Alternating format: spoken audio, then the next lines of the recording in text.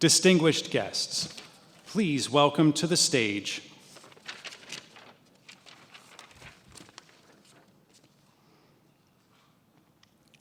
Progress co-directors Joe Richardson and Woodie Kessel.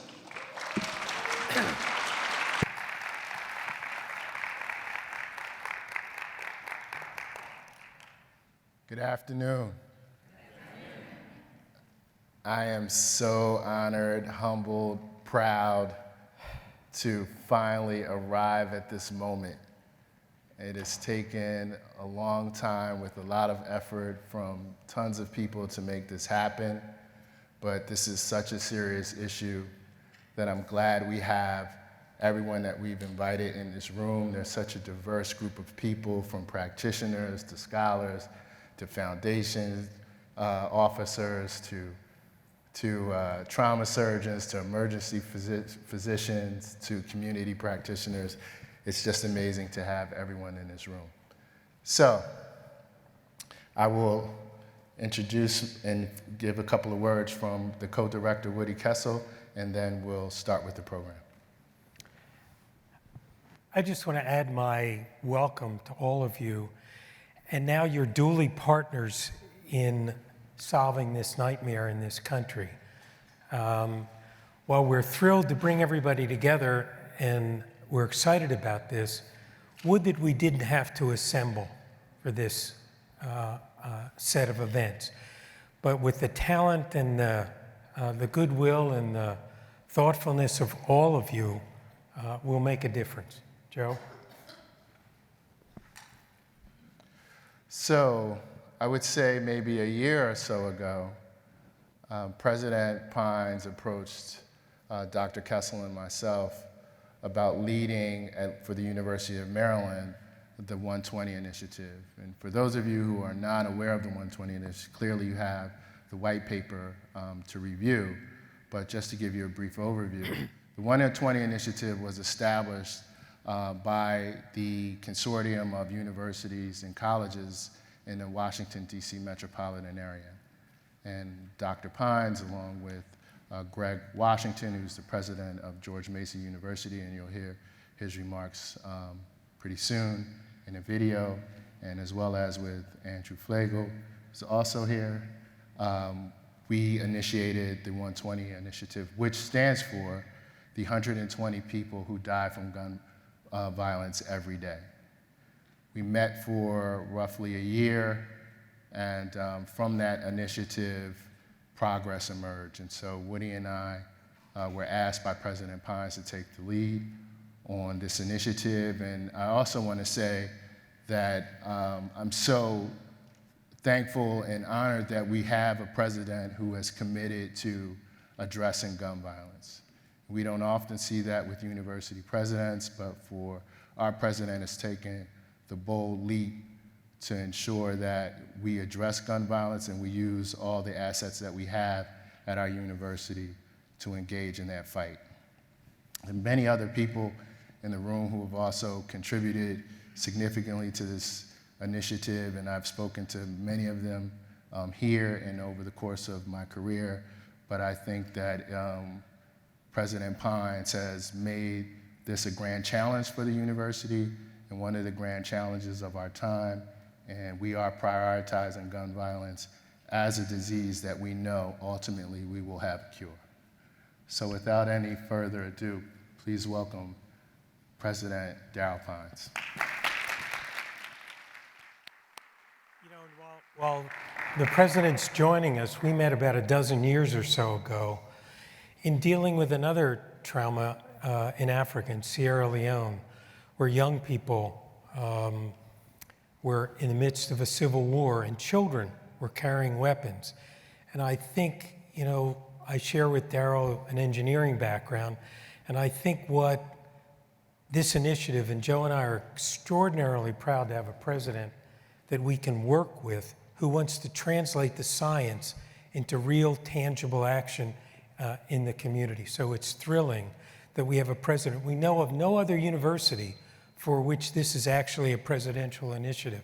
And Darryll adds this to the list of taking on lead poisoning in children, COVID, in this country, and certainly the issues of race and racism in this country. So Darryll, thank you.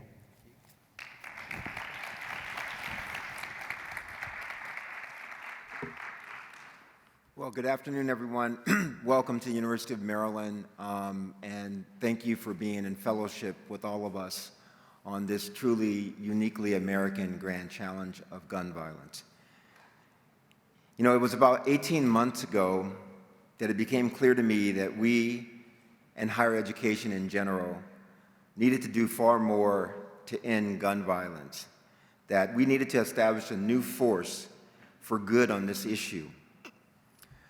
That's because about 18 months ago, in a span of just about 10 days, shoppers in Buffalo, New York, a supermarket, and children in an elementary school in Texas, Uvalde, Texas, within a span of 10 days, were murdered in 2 separate mass shootings that seem to occur every day, multiple times a day, in this wonderful United States of ours.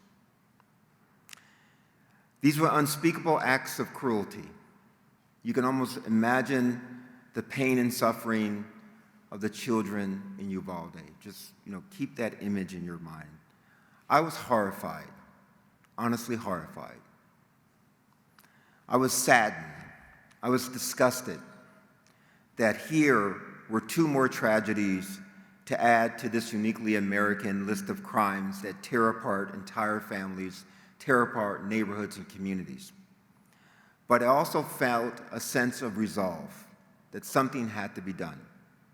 I felt a need to take action. I didn't know what to do, to be honest with you, so I called up my friend, who has been my friend for over 35 years. We were fellow graduate students together. He at NC State, I was at MIT, and we were working in the same research area, and lo and behold, we ended up starting as presidents of 2 universities, large public universities, on either side of the Potomac. So I called up Greg Washington on a Sunday morning, and I said, we got to do something about this.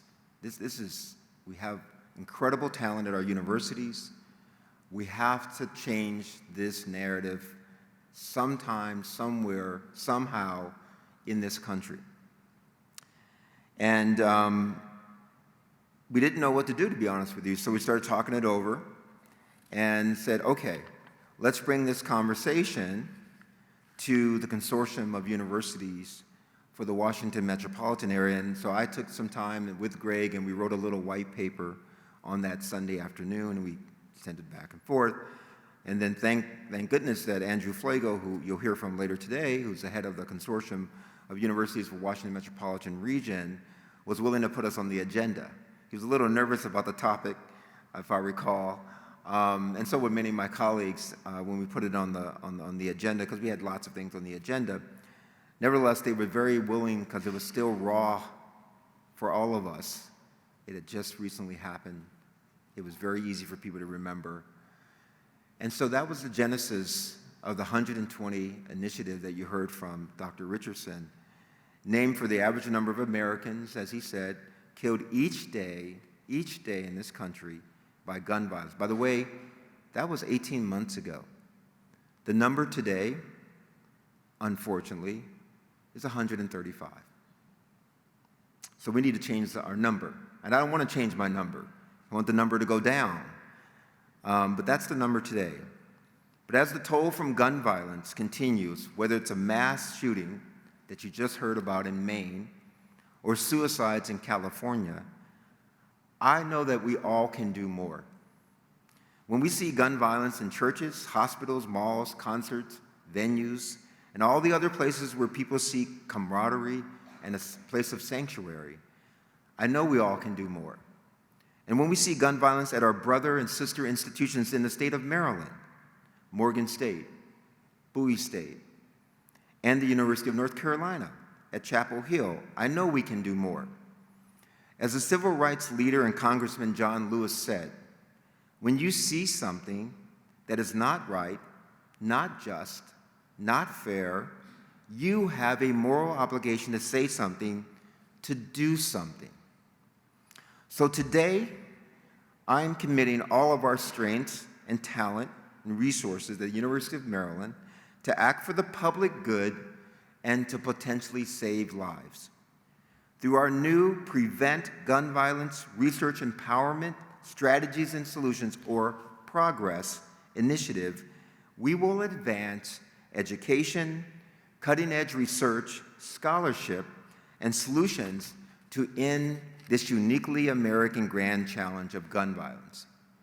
We will educate students, faculty, and our community, actively involve and partner with community leaders locally and nationally, and translate science into life-saving community actions.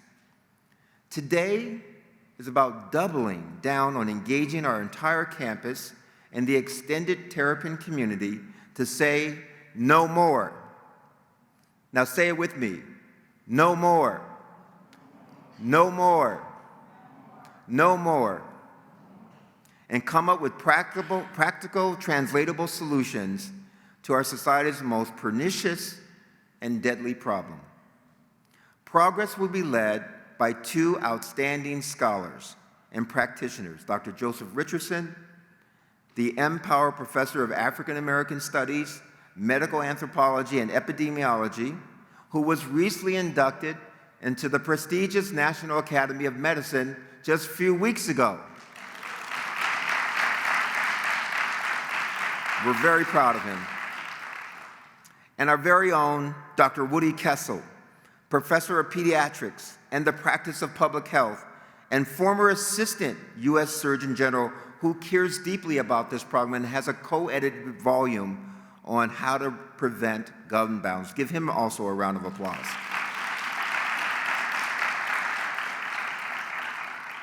Both have had distinguished careers involving community violence intervention and public health principles that can be brought to bear on this bloody epidemic.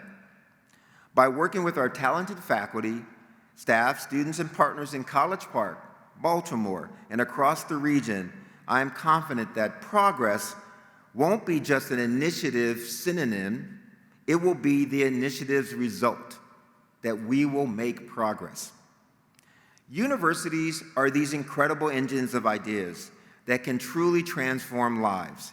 We have to take any discoveries made here and now apply them to the world outside of these walls, outside of our boundaries. That is our responsibility, not just as an institution dedicated to educating the next generation of fearless leaders, but as neighbors, as friends, as community and family members, and more importantly, as human beings. So today is about reimagining what is possible, and I'd like to draw your attention to the artwork that was on display in the lobby. These pieces of artwork, done by Maryland art students, were submitted through the Sadat Art for Justice and Peace program, led by Dr. Shibli, and meant to honor victims of gun violence. In fact, one of the artists is here with us today, Miss Mary Mina. Could you stand so we could recognize you? Thank you, Mary. She did two of the pieces of art that you see in the atrium when you walked in. Thank you for doing that incredible work. Each of them, and some in a literal sense, are reminiscent of the saying that our swords must be turned into plowshares, that we must take our weapons and turn them into something productive, fruitful, and conducive to life. So I want the theme to be with you today and in the days ahead. Thank you again for being here. Thank you for partnering with the University of Maryland. Thank you for being leaders on this topic. I now would like to use this moment to introduce my colleague in crime, which is President Greg Washington of George Mason University, and he's going to be on the video. Hello, I'm Gregory Washington, President of George Mason University. I want to congratulate Dr. Pines, Dean Rivera, Dr. Richardson, Dr. Kessel, and all participating University of Maryland faculty, staff, and students for the launch of the Progress Initiative and your commitment to reducing gun violence in our communities. This important work will be a great addition to the efforts in our region to address the crisis, including the 120 initiative that Dr. Pines and I began with the consortium of universities of the Washington metro area and more than 100 academics and practitioners. From across institutions and disciplines, we are using practical, actionable, and non-legislative solutions to gun violence in our communities. One of our key takeaways so far is that finding effective ways to curb gun violence requires much more study and research. And that's where the Progress Initiative comes in. There are no entities better equipped to tackle the grand challenges of our time than our large public research universities, particularly the ones as capable and respected as the University of Maryland. You have the opportunity to convene, harness, and maximize your expertise across disciplines in ways in which many other organizations cannot. Many of you will be collaborating or even meeting for the first time. You will approach the issue from diverging viewpoints. You won't always agree. Your debate at times will be vigorous and even contentious, but this will lead to a new way of thinking and fresh approaches.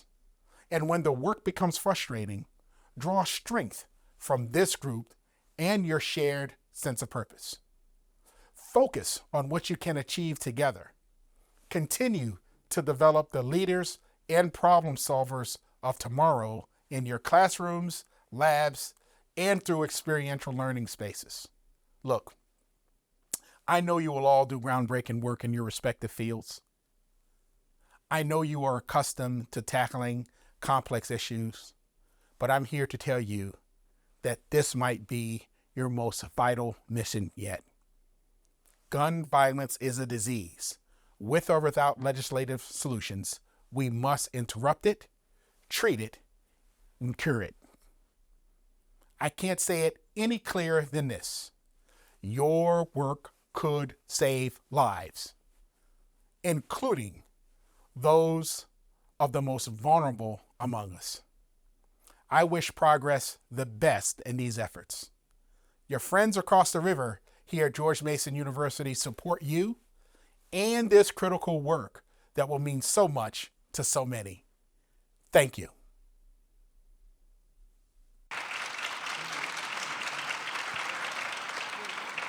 Distinguished guests, please welcome back to the stage Progress co-directors Joe Richardson and Woodie Kessel.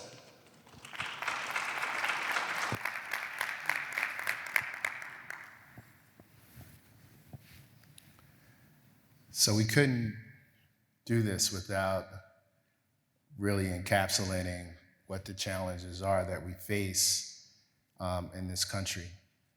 And far more than not, in my work, I've experienced firsthand working with some of my colleagues here on the front row, on the front line in the trauma center, to see the lives that are impacted by gun violence every day. Just to give you a brief bit of kind of context before I introduce our next guest, while I was working at University of Maryland, Prince George's Hospital Center, we treated on average in my first year 746 victims of violent injury. By the time that I left, we were treating 800.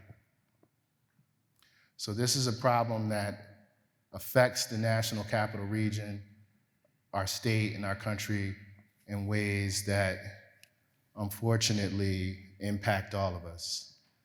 I've been quite fortunate during my time, and I'll let Woodie make some other statements, additional statements, to have deans who are quite supportive of the work that we've been doing. When I first arrived at University of Maryland, Dean Greg Ball was quite supportive of the work when there were few gun violence researchers on campus. And in fact, I think at that time, it may have been only Woodie and I who were the gun violence researchers on campus, and fortunately that has grown. My colleagues, Dr. Tanya Sharp and Carnell Cooper, who I work with at the University of Maryland, Baltimore, and Dr. Cooper headed up the hospital violence intervention program there. We would meet, and there would be 3 of us at that time, and that was for years. that there were only 3 of us who were meeting to discuss this issue. Fortunately, there's been significant investment in that work. And so now we have a dean who has continued the legacy of Dean Ball and her support of gun violence prevention and research. And before she comes to stage, Woodie, do you have any remarks? You know, again, Joe and I want to say thank you for all of you to come. And frankly, you're not here as an audience. You're here as partners. You're here as colleagues.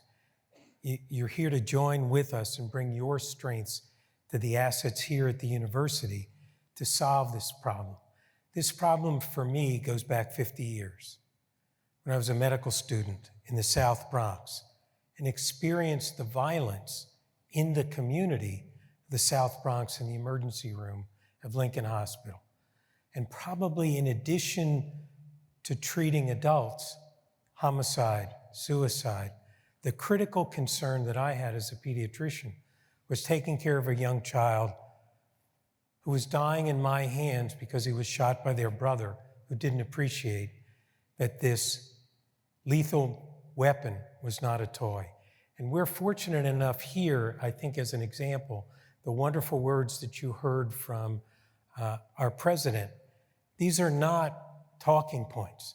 These are passionate commitments to issues that we all feel. And we're also fortunate enough to have a dean in BSAS who shares that with us.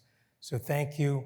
And Susan, please come up and join us and share your thoughts with us.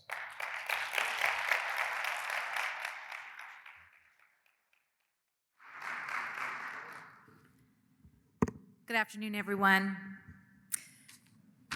I want to thank Woodie and Joe so much for that gracious introduction, and I want to thank President Pines for his support. President Pines, I want to personally thank you for recognizing that gun violence is one of the most important grand challenges of our time, and that the College of Behavioral and Social Sciences is uniquely well-positioned to pursue solutions to this epidemic. Let me add my welcome to our distinguished guests and the UMD community that's here.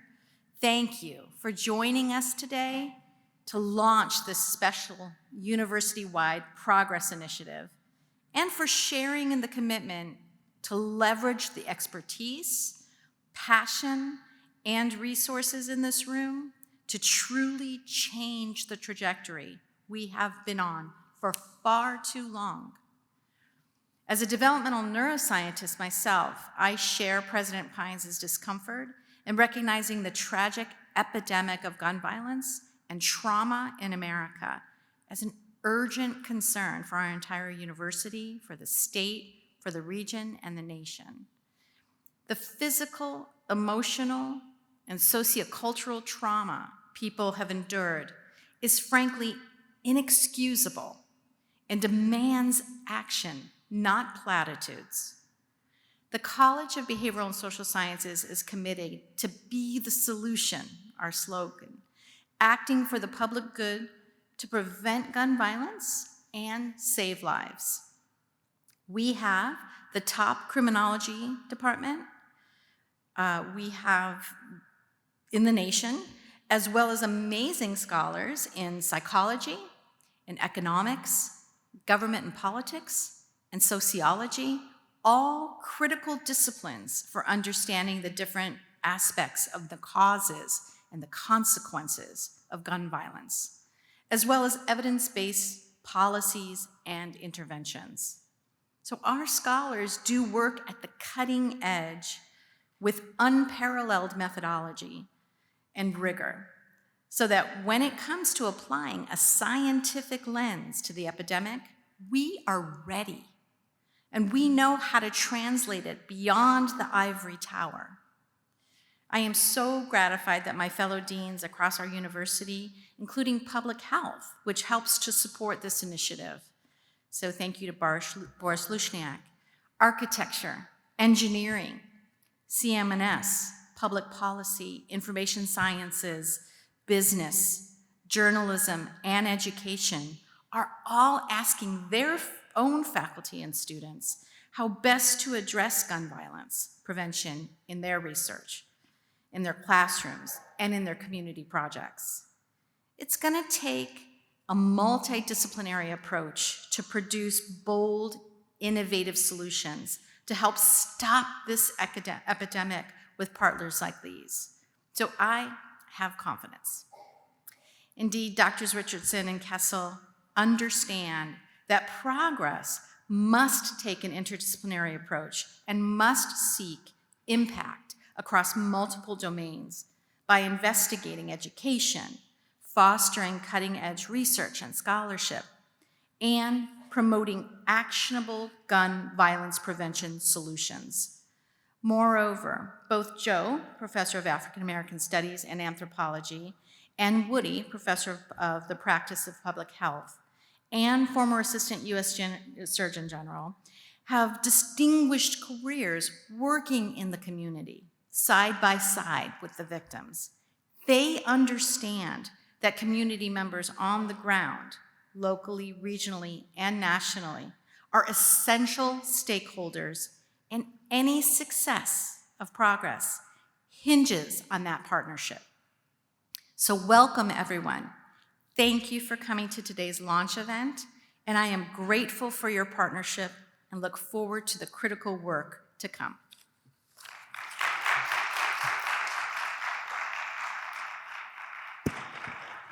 Distinguished guests, please welcome back to the stage Progress co-directors Joe Richardson and Woodie Kessel. Thank you again, President Pines, Dean Rivera, and President Greg Washington. So before I introduce the next two videos that were submitted by Senator Chris Van Hollen and U.S. Representative Glenn Ivey, I just want to tell a really quick story because I'm a storyteller. So every year I serve on the research roundtable for the American Academy of Pediatrics, and we're tasked with meeting with congressmen and congresswomen to discuss the increase or to sustain gun violence research, which is now at the CDC at $25 million.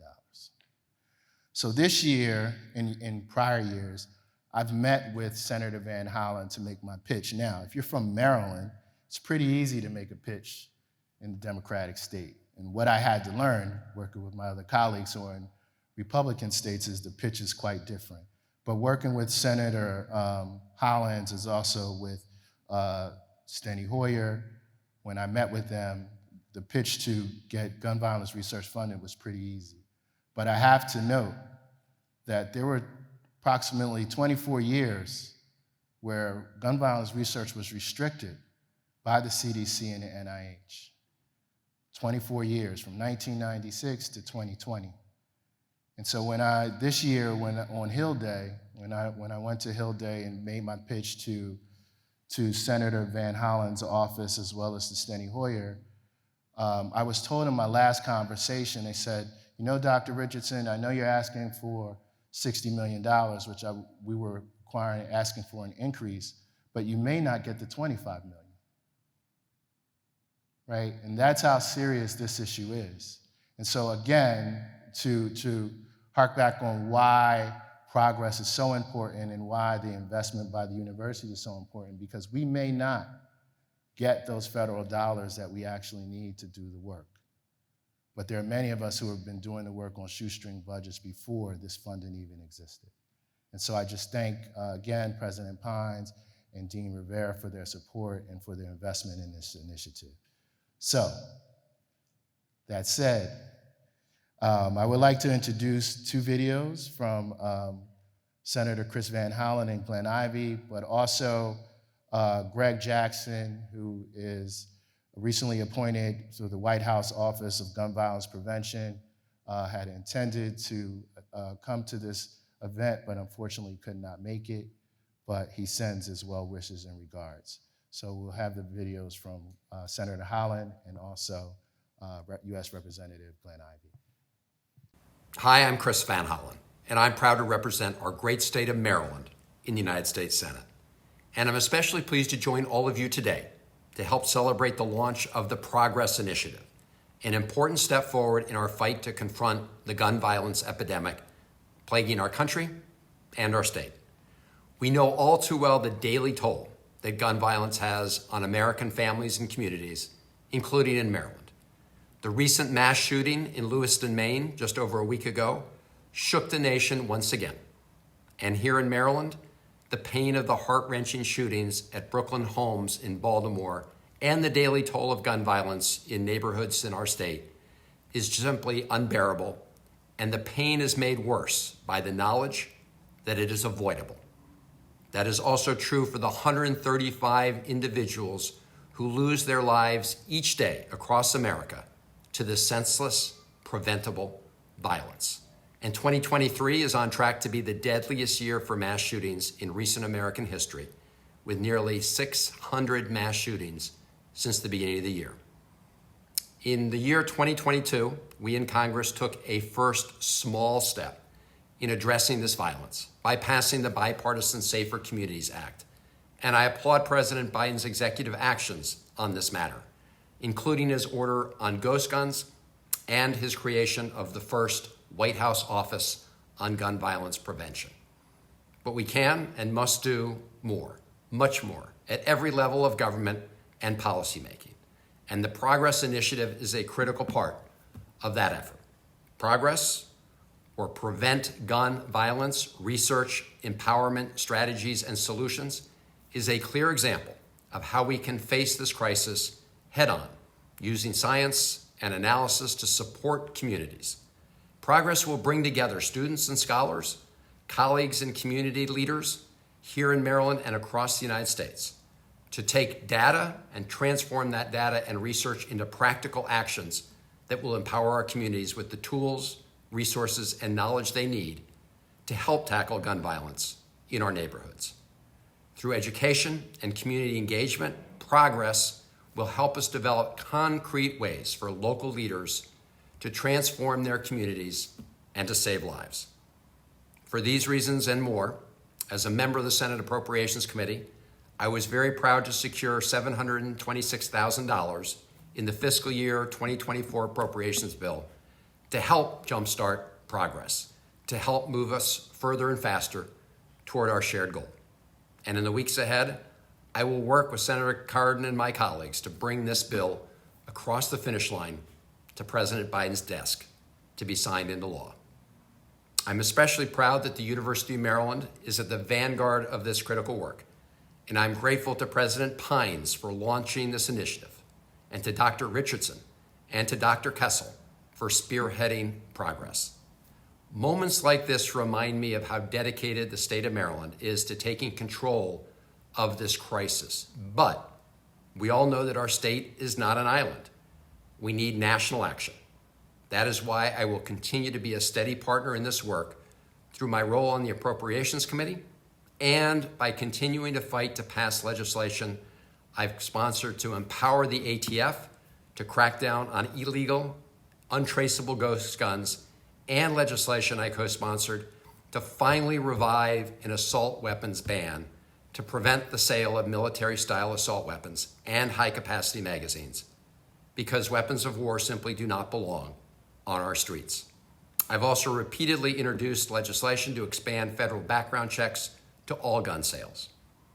Gun violence has plagued too many families across our country and our state, and universal background checks will help save lives. I am grateful for your partnership in this vital work and your dedication to ending gun violence once and for all. So it's in that spirit I'd like to end where I began, by congratulating you on the launch of this life-saving initiative, and with gratitude for all of you who have made it possible. Thank you, take care, keep up the good fight. Gun violence is an epidemic in our country, in our state, and in our county. And like any epidemic, it will take science to solve the problem.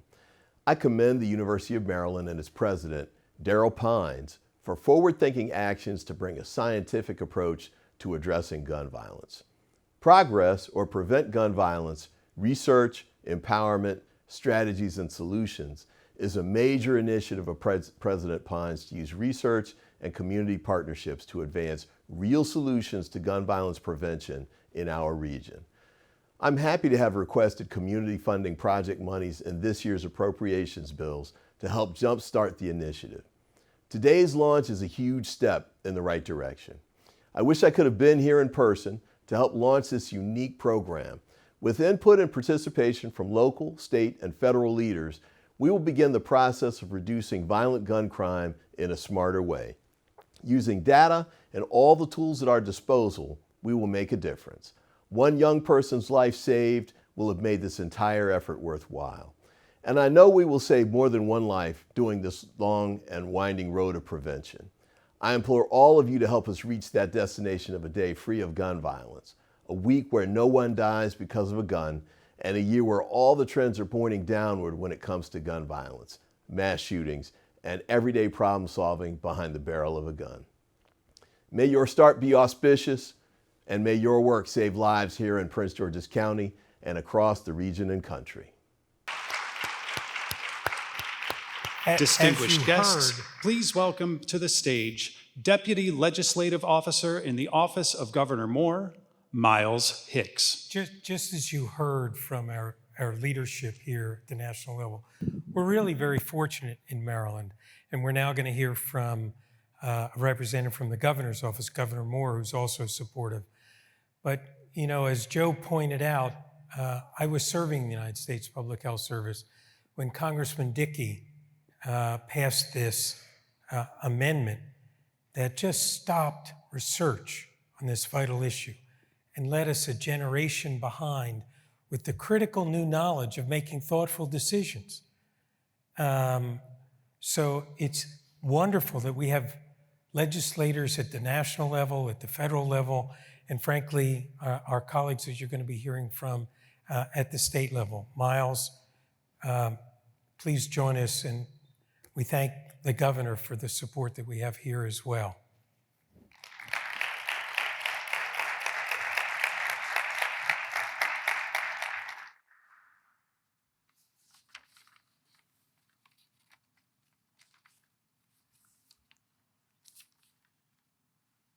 Good afternoon, everyone.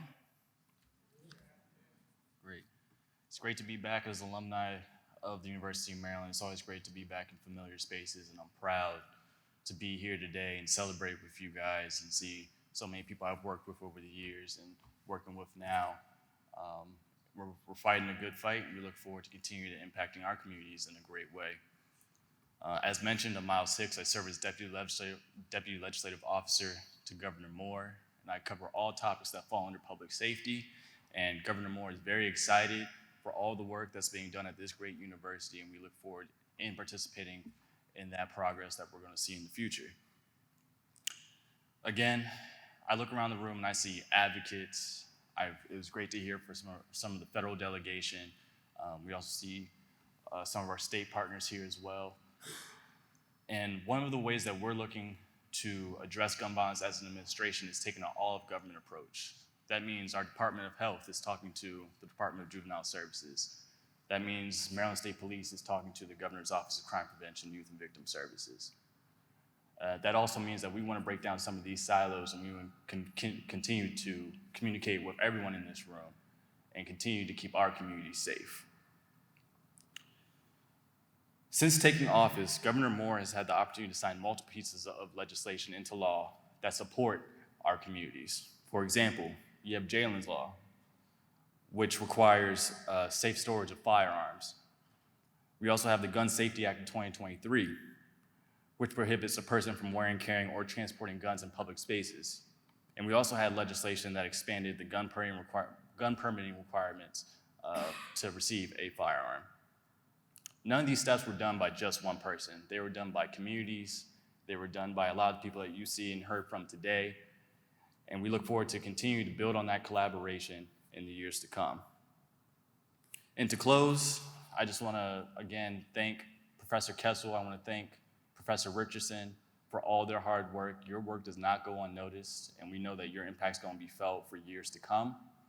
And to President Pines, thank you again for so much for all the work that you've done in this space and your leadership. At every turn, you show that you're not just committed to keeping students on this campus safe, but people around this entire nation safe. So we really appreciate you. And again, thank you all for letting me speak here today, and I look forward to working with you all. Thank you.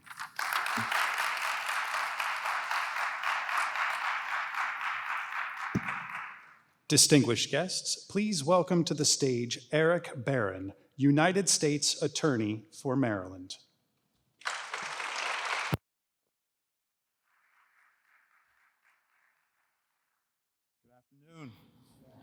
So I'm here for two reasons. One is I'm kind of crashing the party. I wasn't on the agenda, but when I found out about this program from Dr. Pines just a couple of days ago, I knew I just had to find a way to make it here and support.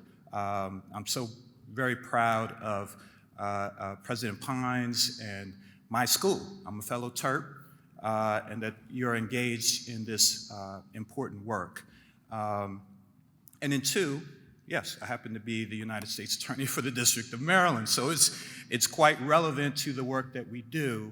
And I need to go wherever possible to make that clear. We are, of course, a law enforcement agency, but if we're just about accountability and law enforcement and arrests and prosecutions, then, as you know, we'll continue to just be spinning our wheels and be in the same place, right? So we have to be engaged in the work of prevention and intervention. And so I'm very proud to be leading an office that does more of that than any other office in the country. We are engaged in that work on the ground with community-based organizations, and hopefully engaged in that work with you.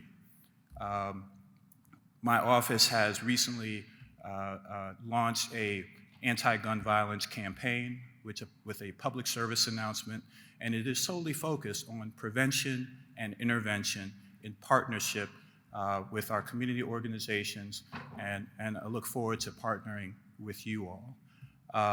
We are doing more re-entry fairs than ever and than any other office in the country.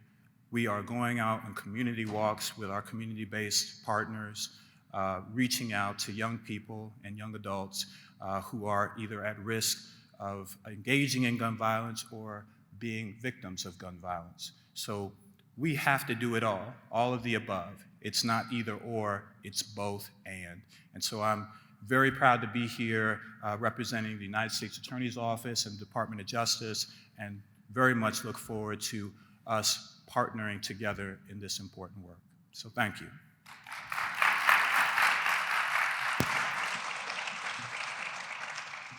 Distinguished guests, please welcome to the stage Maryland General Assembly Senator Will Smith, Jr.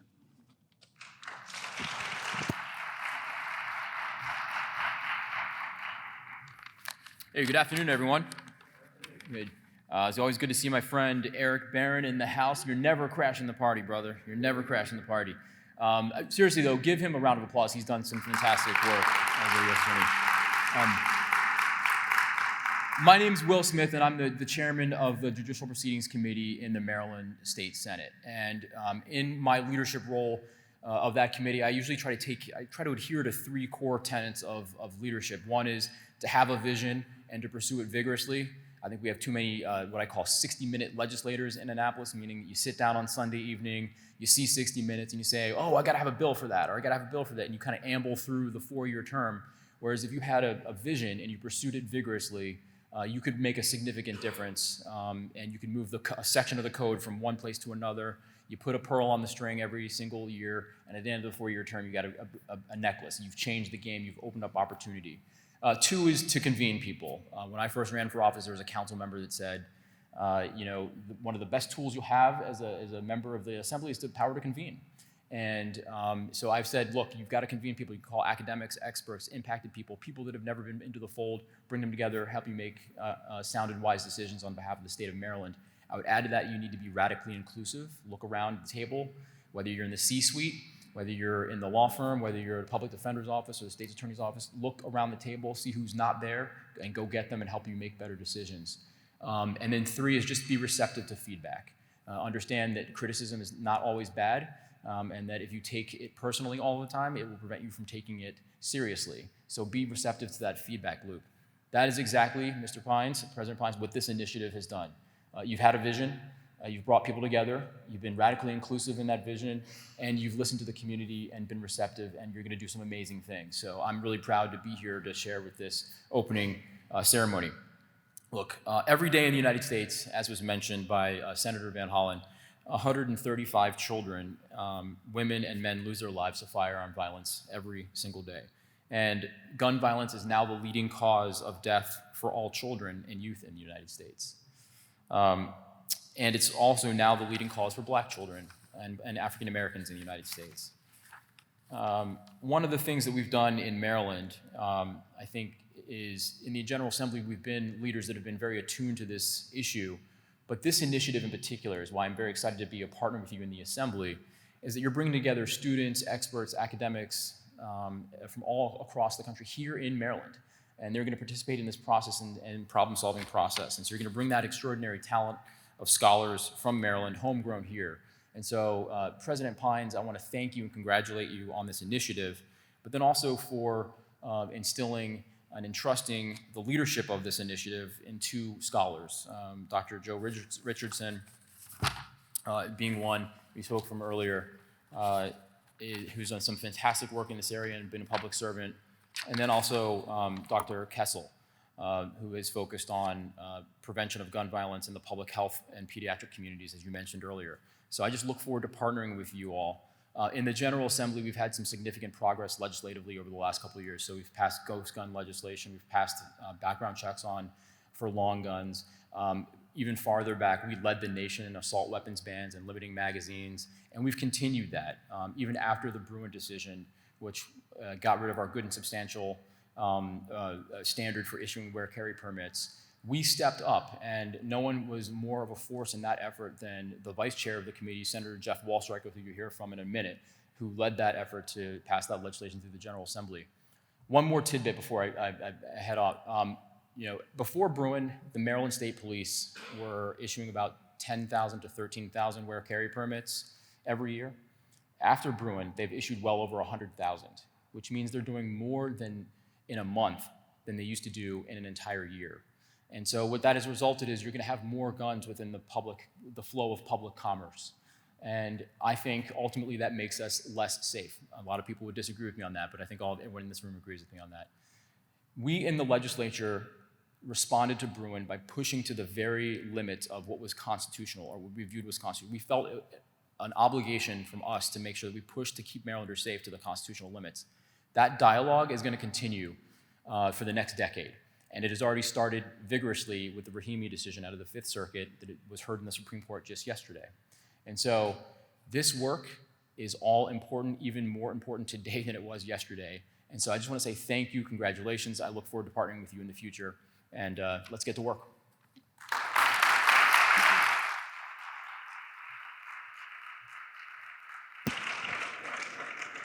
Distinguished guests, please welcome to the stage Maryland General Assembly Senator Jeff Wallstreicher.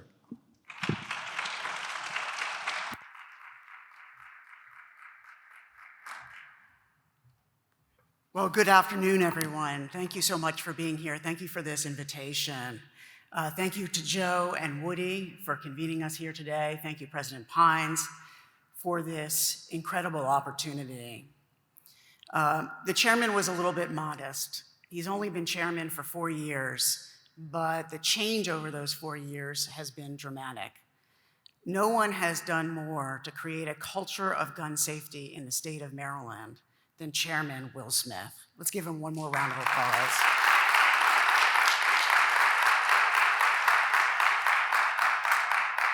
The chairman was tasked with letting you know where we've been, and I've been tasked with previewing where we're going. And I'd like to do it through analogy. My mother is an alumna of this incredible university.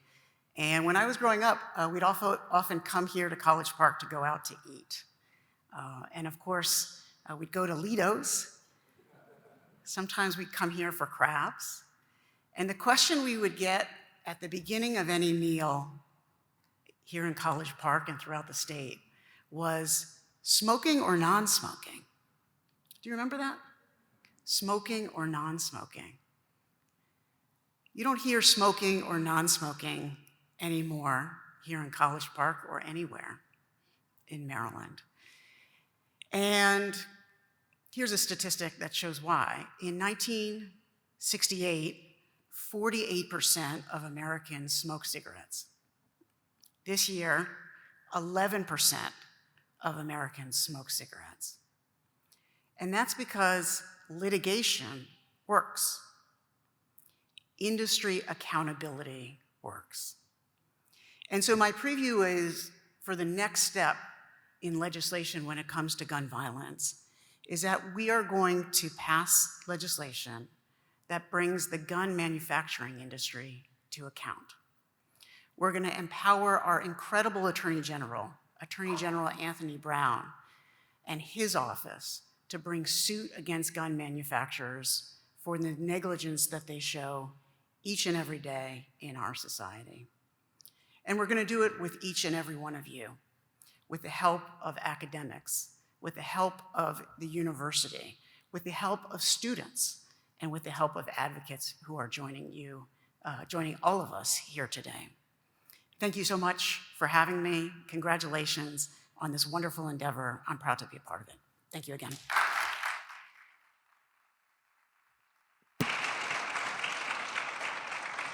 Distinguished guests, please welcome to the stage Maryland General Assembly Delegate Jared Solomon.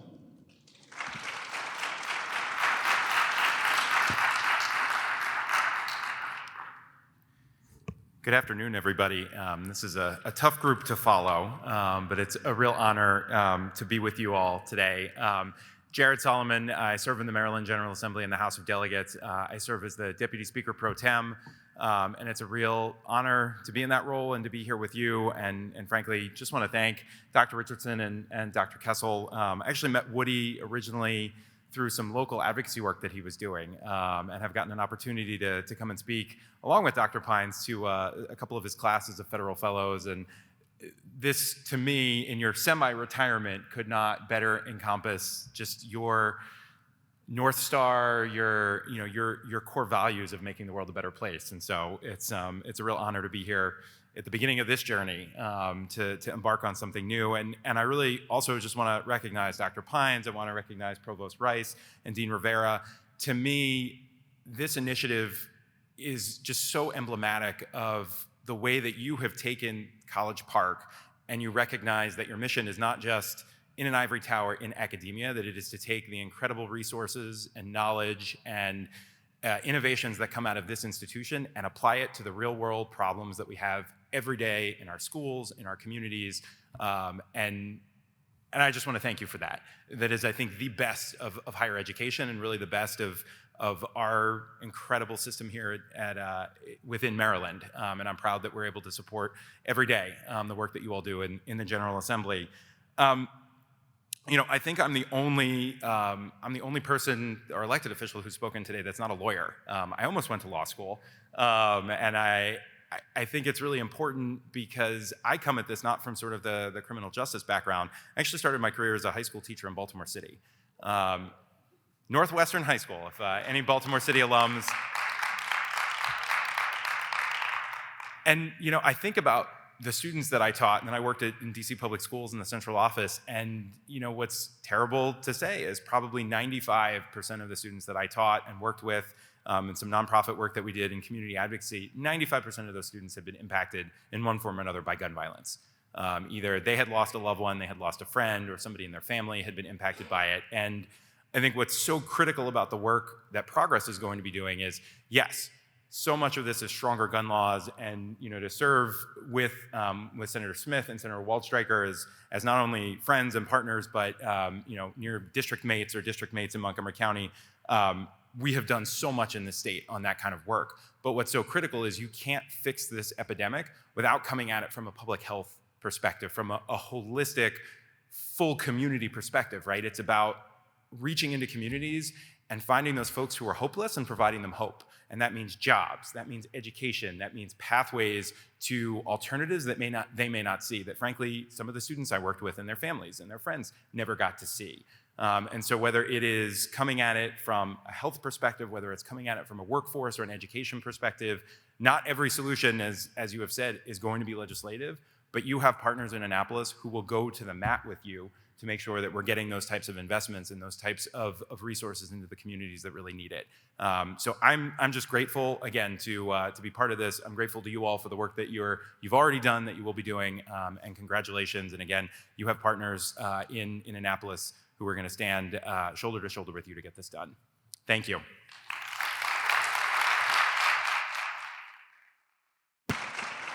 Distinguished guests, please welcome back to the stage Progress co-directors Joe Richardson and Woodie Kessel.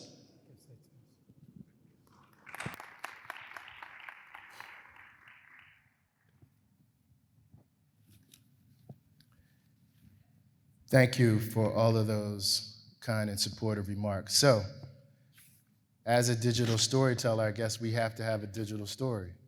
Right? We wouldn't be here we couldn't let you leave without a story. So, while we were working towards pulling all of this together, it was President Pines' idea that we should have a video which clearly explains what Progress does. And being a digital storyteller, I understand the impact of video and what visuals have on the conscience of people. So we will now jump into our video. We have an active shooter. We have multiple injuries. It's tragic. The bullets went through that daycare all window. Under the age of 17. Active shooter. Mass shootings are surging again. You wake up every day, and the first thing you hear in the news is someone lost their life to gun violence. This is not normal. We are tired of our children dying in these streets. These are our children, our brothers and sisters, our mothers and fathers. In America, more than 135 people lose their lives to gun violence every day, and far more are injured. In 2021, nearly 50,000 people died from guns across the country, and 915 in Maryland alone. And yet, some communities bear the pain and lifelong repercussions of this epidemic more than others. More than 10 children die every day from gun violence, making it the leading cause of death for all American children and youth. But this has been a tragic reality for Black children for nearly 2 decades.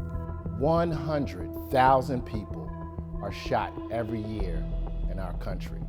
Of those who die as a result of gun homicides, almost 60% will be Black men, even though they comprise only about 7% of the population in America. All leave behind grieving loved ones with gaping holes in their lives. This loss is preventable.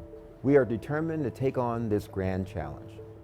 The University of Maryland's Progress Initiative works across disciplines and with communities to prevent gun violence in our region and beyond. Progress builds on the cutting-edge research of its co-directors to educate policymakers, medical professionals, and members of the public about gun violence. The initiative will prioritize community engagement and empowerment to drive gun violence solutions. There are so many upstream issues which lead to gun violence. The concentration of poverty, poor housing, under-resourced schools, hyper-policing in communities of color, all of these things culminate to produce gun violence. Keep it quiet. Stay to yourself with it. Progress seeks to implement solutions, drawing on strategies that have already proven to be effective, including community violence intervention and promoting safe and secure firearm storage. I'm a pediatrician, and if I save one life because of this Progress effort, then we will have succeeded. Progress is supported by the University of Maryland Office of the President and housed within the College of Behavioral and Social Sciences. Our college and university communities fully support the Progress Initiative's innovative and evidence-based approaches to pursue this grand challenge. Through this initiative, we will move fearlessly forward toward a safer and healthier future. We want to change the circumstance, we want to change the culture. The only way to solve a problem is to examine it closely, to understand it as best we can, to come up with solutions.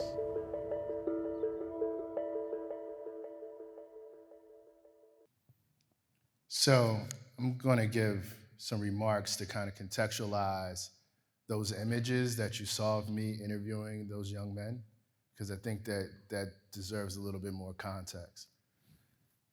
Those images were actually taken from a documentary that my colleague and co-investigator and I, Bullock, who's sitting in the front row, we filmed a documentary titled Life After the Gunshot, which focuses on the lives of 10 young black men from Washington, D.C. who were violently injured. And the reason why we felt so compelled to do that video, one of the reasons is we needed the rest of the country to really hear and see those stories and hear the humanized voices of the young men that we work with without adding the stigma of a criminal label to them. The other piece is that we often know in the work that we do, and I think this is what progress represents in terms of community engagement, is that we want to get beyond just having the information behind a paywall, because most of the people that we work with in our communities will never access an academic journal. They may never step on the University of Maryland's campus. And so it's up to us to make that bridge to the community and to engage the community in this project. And I just want to, and I know Che is here and he probably has 3 minutes to talk on the panel, but I kind of want to contextualize our relationship and why it represents, in my estimation, what progress should look like. Years ago, when I decided that I really wanted to engage in this work, and I was interested in starting a hospital violence intervention program, my mentor, Carnell Cooper, who is a trauma surgeon at University of Maryland, R. Adams Cali Shock Trauma Unit, was the chief medical officer at Prince George's Hospital. And I asked him, could I use his trauma center as my lab? And so for 2 years, I stayed in that trauma center with my other mentee, Dr. Christopher St. Ville, who is now tenured professor at University of Buffalo School of Social Work. And we recruited 25 young black men who had been shot, and we followed their lives for 2 years. And our intent was to utilize that information in order to inform the development and implementation of a hospital violence intervention program. Now, it would have been easy for me to just tap into some technical assistance and build a program from what someone was telling me. This is how the program should be constructed. But instead, we decided to build the program from the ground up with the voices from the young men that we were working with. And Che happened to be one of the young men that were treated at our hospital in our trauma center. And Chris and I formed a very close relationship with him. And in fact, I would say, and just in terms of domain experts, which is a concept that I'm borrowing from my colleague Desmond Patton, who does a lot of work on social media and gun violence, is that Che became our domain expert in terms of helping us develop that program. And so myself, my colleague, Dr. Kyle Fischer, who's here today, we ultimately in 2016 created the first hospital violence intervention program in the DC metropolitan area. And quite frankly, when I decided to develop the program, Kyle and I, Che was the first person that we hired. And so he went from someone that was actually in the study who was violently injured to then being on the frontline staff, and today is now the co-investigator with me on numerous studies and also has produced that documentary with me. And so I tell that story to capture this is what the essence of progress is about.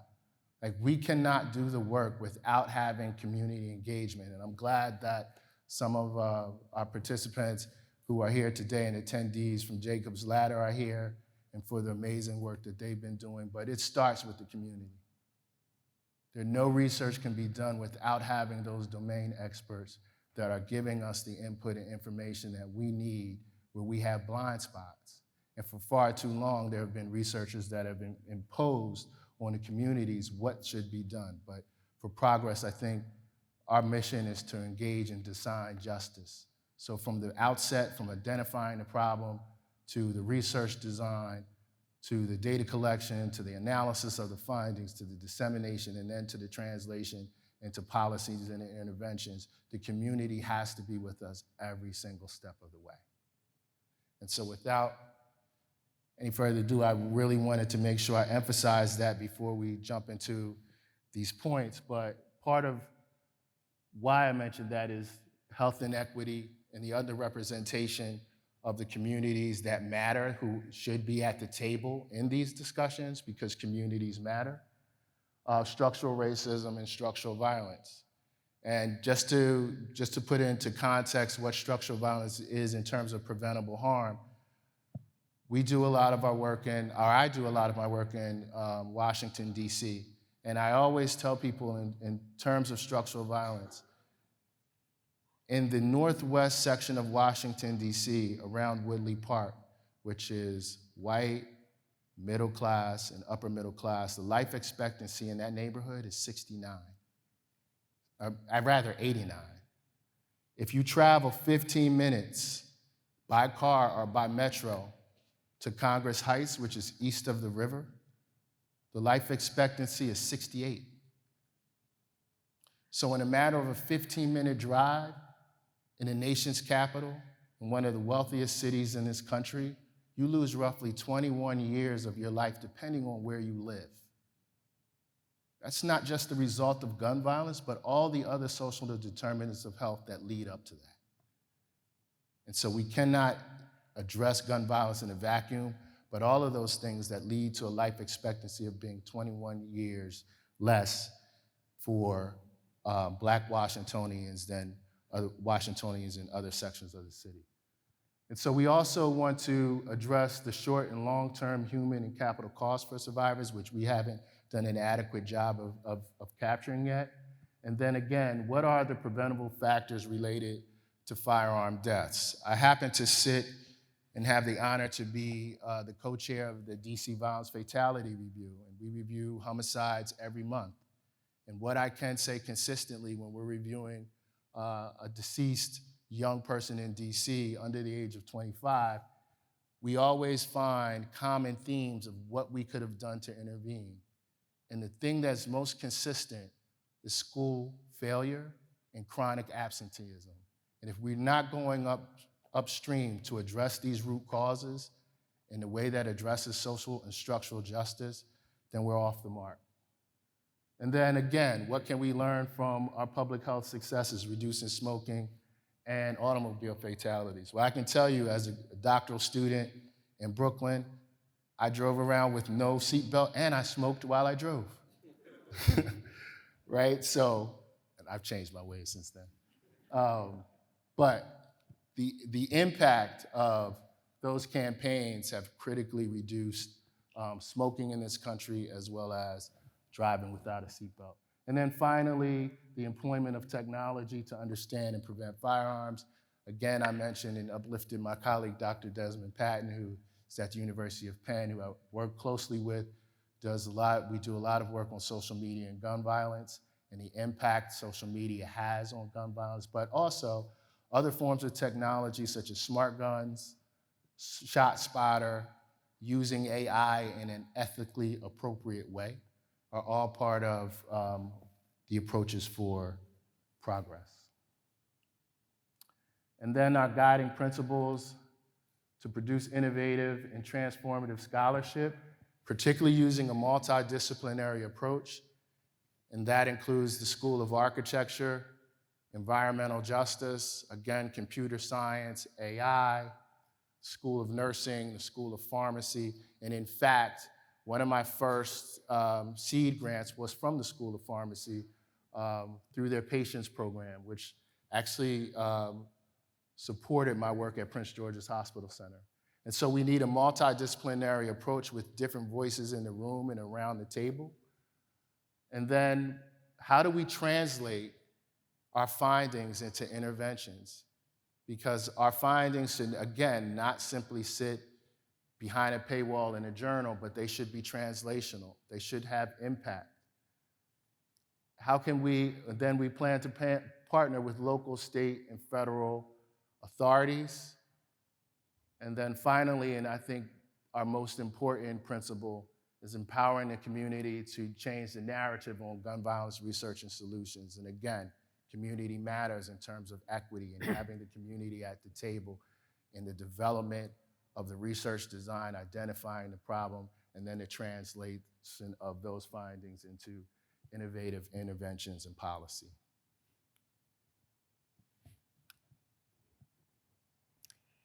Thanks so much, Joe. We wanted to give you a flavor, a feeling of what we're thinking. But this is what we're thinking. We're going to invite all of you to help us clarify this thinking, add things to the agenda, change them, give us the nuances.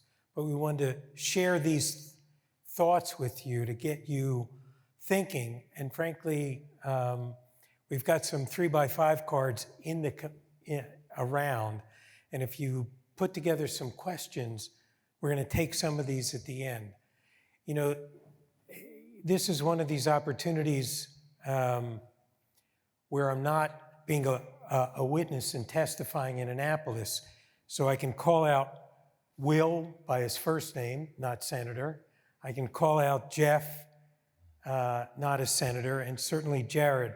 You know, I think you see the humanity of these people and the passion that they have. It's unique here. Not only are we adding the leadership in Annapolis, but the leadership here, you know, on this campus with a dean who's sensitive and summoning her assets, and certainly maybe we won't call you president anymore, we'll call you Darryll, but it's critically important.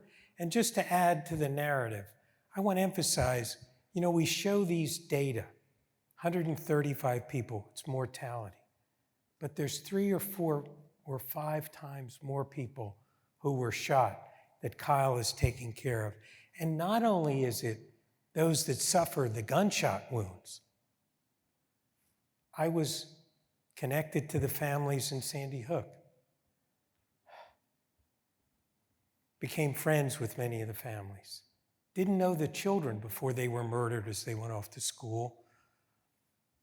But one of my good friends, Dr. Richmond, neuroscientist, several years later, took his own life. So that this nightmare is like a ripple. It has the immediate consequence, it has the survivors that we have to deal with, and it also has the tremendous consequence to the families, to the communities. I've met the people from Uvalde. I've met the families from Parkland. It just breaks your heart to watch these people continue to suffer and struggle and all the surrounding communities. So these are real people behind these data. These are not numbers, these are people, and this is what motivates all of us in this room to try to solve this nightmare. You know, our initial focus is to build on what Joe and Kyle and others have been doing in the community. Can we go out on the streets? Can we actually meet with people who are struggling so we can prevent this? You know, it's not only the vulnerable souls, but my bias is it's the incredible availability of the lethal means, of the availability of weapons on the street, that despite the troubles you're going through, it turns into a lethal, untoward consequence. Data. We have here the former director of the National Center for Health Statistics with us, and Ed's going to help us integrate from vital statistics that shows the deaths to the data systems in the Justice Department, in the alcohol, tobacco, and firearms. We need to know how these data integrate if we're going to be effective. And then we want to take it at the community level. We want to help Chief Mitchell operationalize, and frankly, the key word of the day is to prevent all of this. So that the data at the granular level, at the local level, so we can be effective is critically important. You know, and again, for me as a pediatrician, our automobiles have 2 locks. We're comfortable with that every day. The door, the ignition. Why don't we secure lethal means? And, you know, and again, as a pediatrician, it's part of our culture. Prevention, prevention, prevention. Whether it's helmets or seat belts or locking up toxic materials, medications, that's what we do. We want to protect our children. And securing lethal means just should be an everyday activity. It shouldn't be difficult. It shouldn't be controversial. It should be common. We just should do it. The last one, and thanks to the leadership of President Pines and President Washington and Andrew as the CEO, we have a huge community here.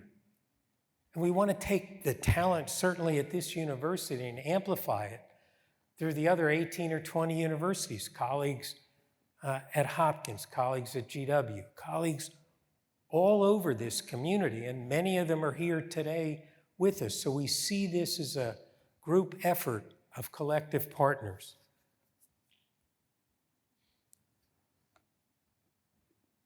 We wanted to share with you some thoughts about translating this into actionable efforts.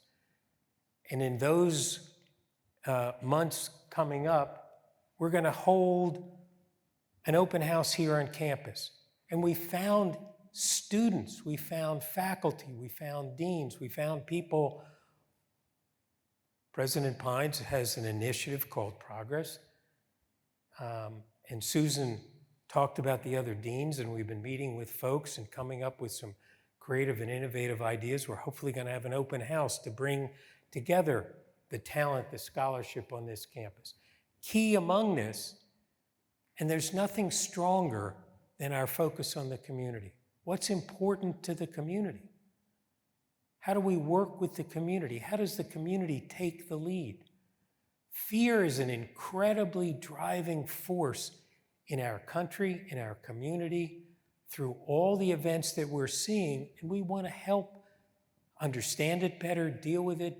It's not bringing coals to Newcastle.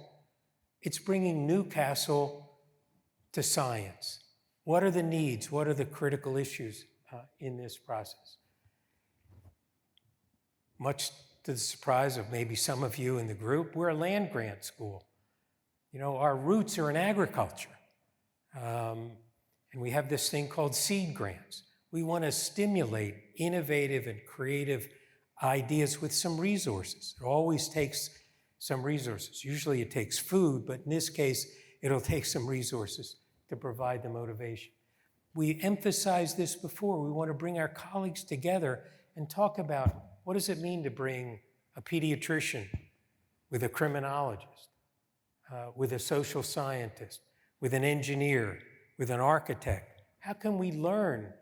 You know, in conversations with Dawn Jordan, we talk about buildings were designed to maximize egress, to get out because of fire, to get out because of an internal threat. But what about those external threats? How do we design the architecture so we protect people from the inside and from the outside? And the other one, just again, you know, we're in an incredible region. Local news is national news. We've got talent. Joe and I spend time not only in Annapolis, but on Capitol Hill, meeting with congressmen, meeting with senators, meeting with the staff. Critical to the congressmen and the senators, and thank you to all the staff here with our state legislators. But it's a regional issue with individuals across the continuum. And frankly, despite the fact that Steph Feldman and Greg Jackson and Rob Wilcox from the President's Office of Gun Violence Prevention in the White House, they're colleagues of ours. We're hoping that we can create easy access to all of us in this community, in this effort. So that gives you some flavor of what we're thinking. But again, we put this out here for you to help us think it through, add details.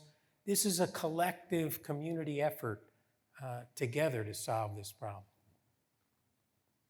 Last thing, I just want, and just in terms of interdisciplinary work and generating innovative ideas, two of my students are here, Will and Jessica. Yeah, I'm going to call you out, Will and Jessica.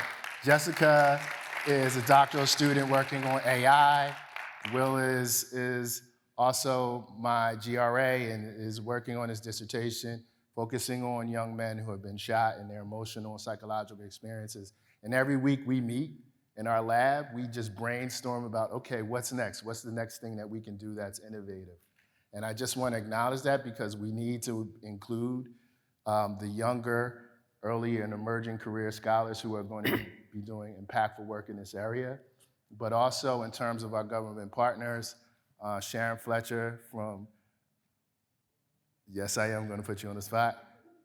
Sharon Fletcher from the Office for Victim Services, and then Amy Mack from the DC Office of Gun Violence Prevention, and my colleague over here, Jocelyn Fontaine, who is from Arnold Ventures. And so this is what progress should look like, right? People coming from diverse spaces that are all together here to address the reduction of gun violence. You know, it's we're a little competitive. Not a lot, mostly we collaborate nicely, but you only have 2 students. I have 5 students. Would you stand up, and these are undergraduates, and just identify yourselves. And Joe's quite right.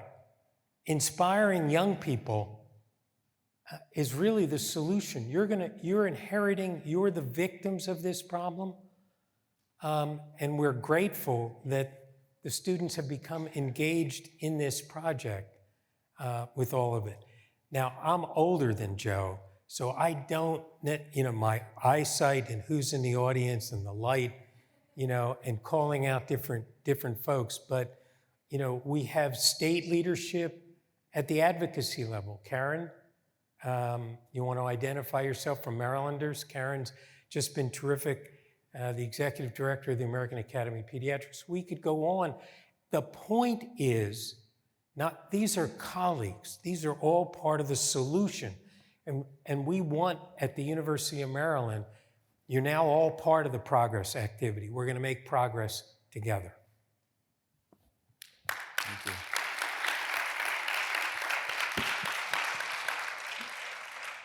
Distinguished guests, please welcome to the stage a panel discussion from the community perspective.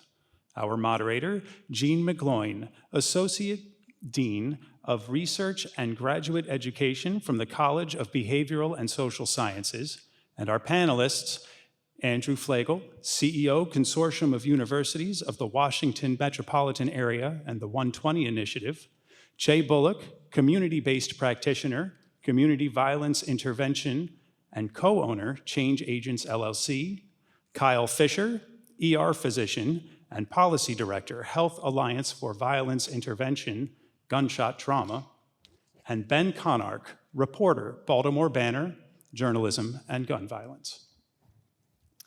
Hello, everyone. I just want to say what a pleasure it is to be here in support of my colleagues, Joe and Woody, and what an honor it is to be up here with such esteemed guests.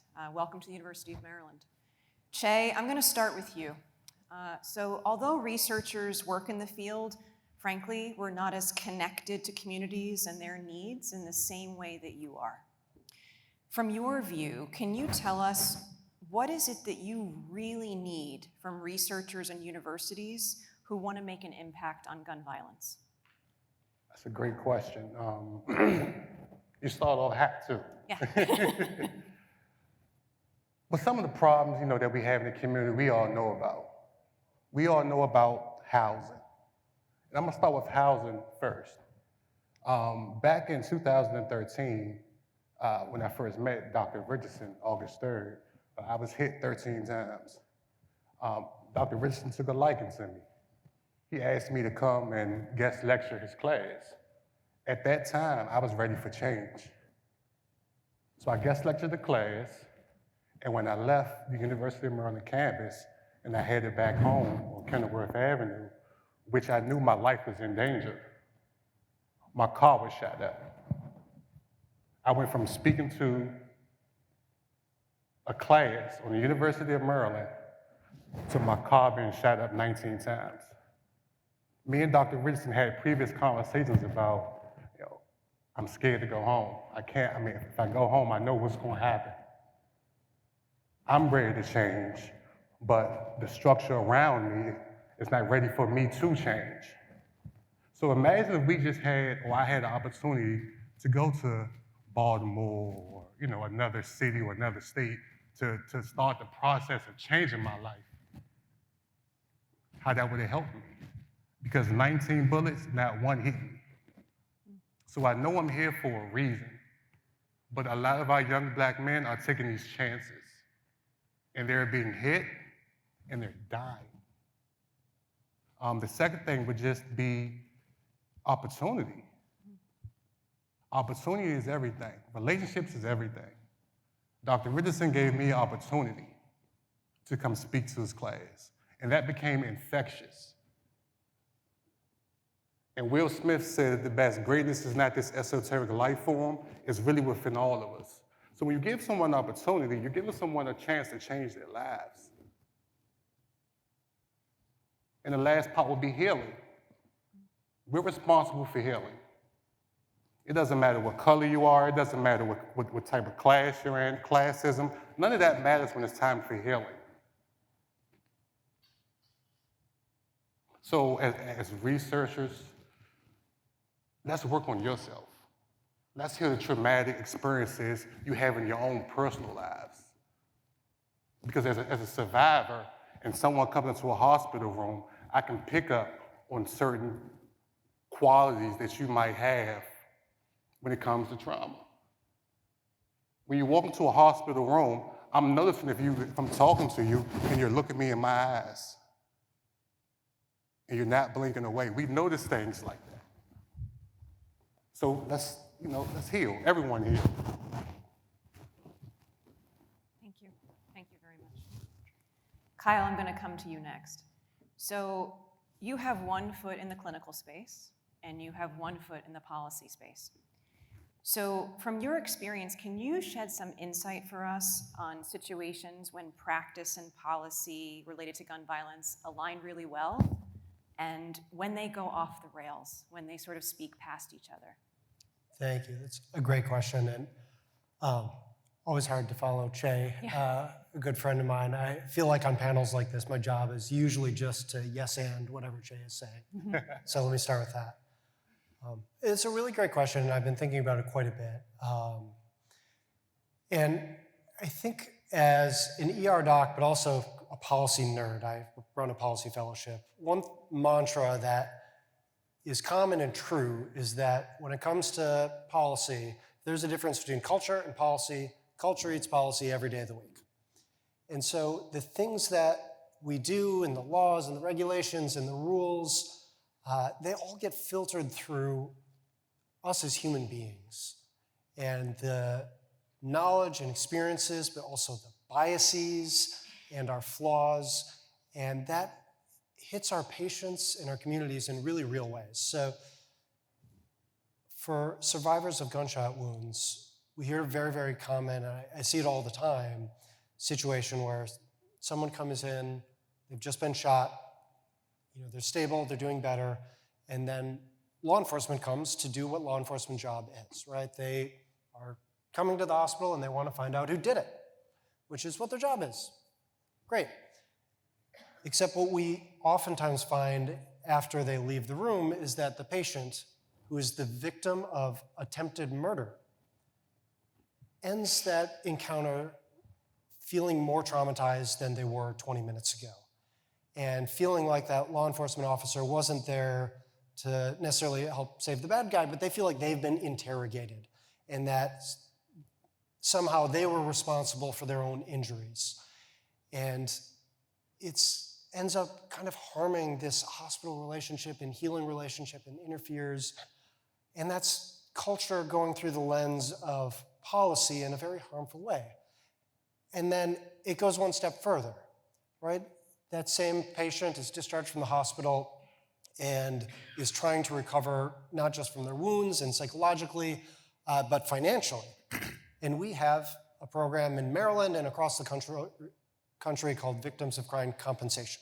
With the general idea that if you're the victim of the crime, you should not be the one that has to pay for everything that happened with this crime, right? Your medical bills, lost work, housing, all of that other stuff. But because of all of the rules and regulations and the way that these biases, and frankly, not just implicit racism, but very explicit racism, we find that survivors of gunshot wounds in the state of Maryland, particularly Black and brown young men, are almost universally declined victims of crime compensation in our state. And it's because of all of those biases. And so those are things that we're working on fixing, right? There are policy solutions, but we also need to fix our culture. And we're working on it, but we need everyone in on it together. And I think this progress event, and especially the storytelling component that Dr. Richardson raised up, is a huge component of it. Thank you so much, Kyle. Andrew, I'm coming for you next. So you're president and CEO of a consortium, so you have quite a different perspective from the other people on this panel. And I want to lean into that perspective, if I may. Can you tell us why institutional collaboration at that level is critical for the prevention of gun violence? Why is that an essential part of this puzzle? Because we're talking about on-the-ground matters. So at this 30,000 foot, why is that so critical? Yeah, thank you so much. And I want to thank President Pines for calling me out in his introduction and saying that I was nervous about taking this on. He's not wrong at all.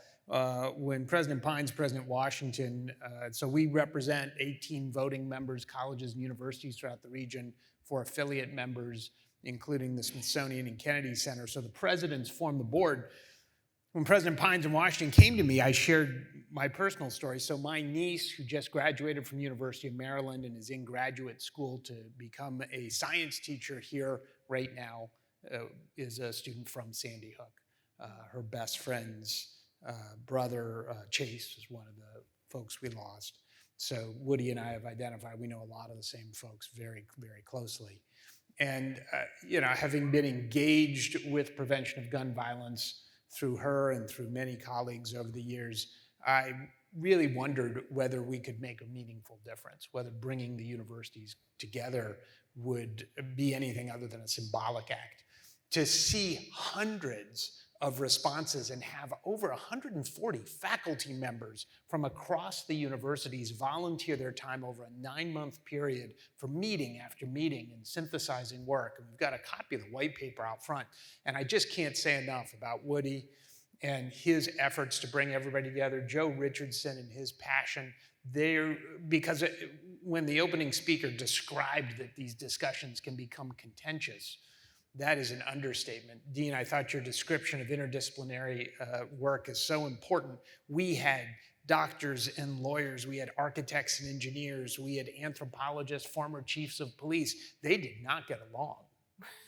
And their views were wildly divergent, and to synthesize that into one piece of work was incredibly powerful, and I think demonstrates the power of that collaboration.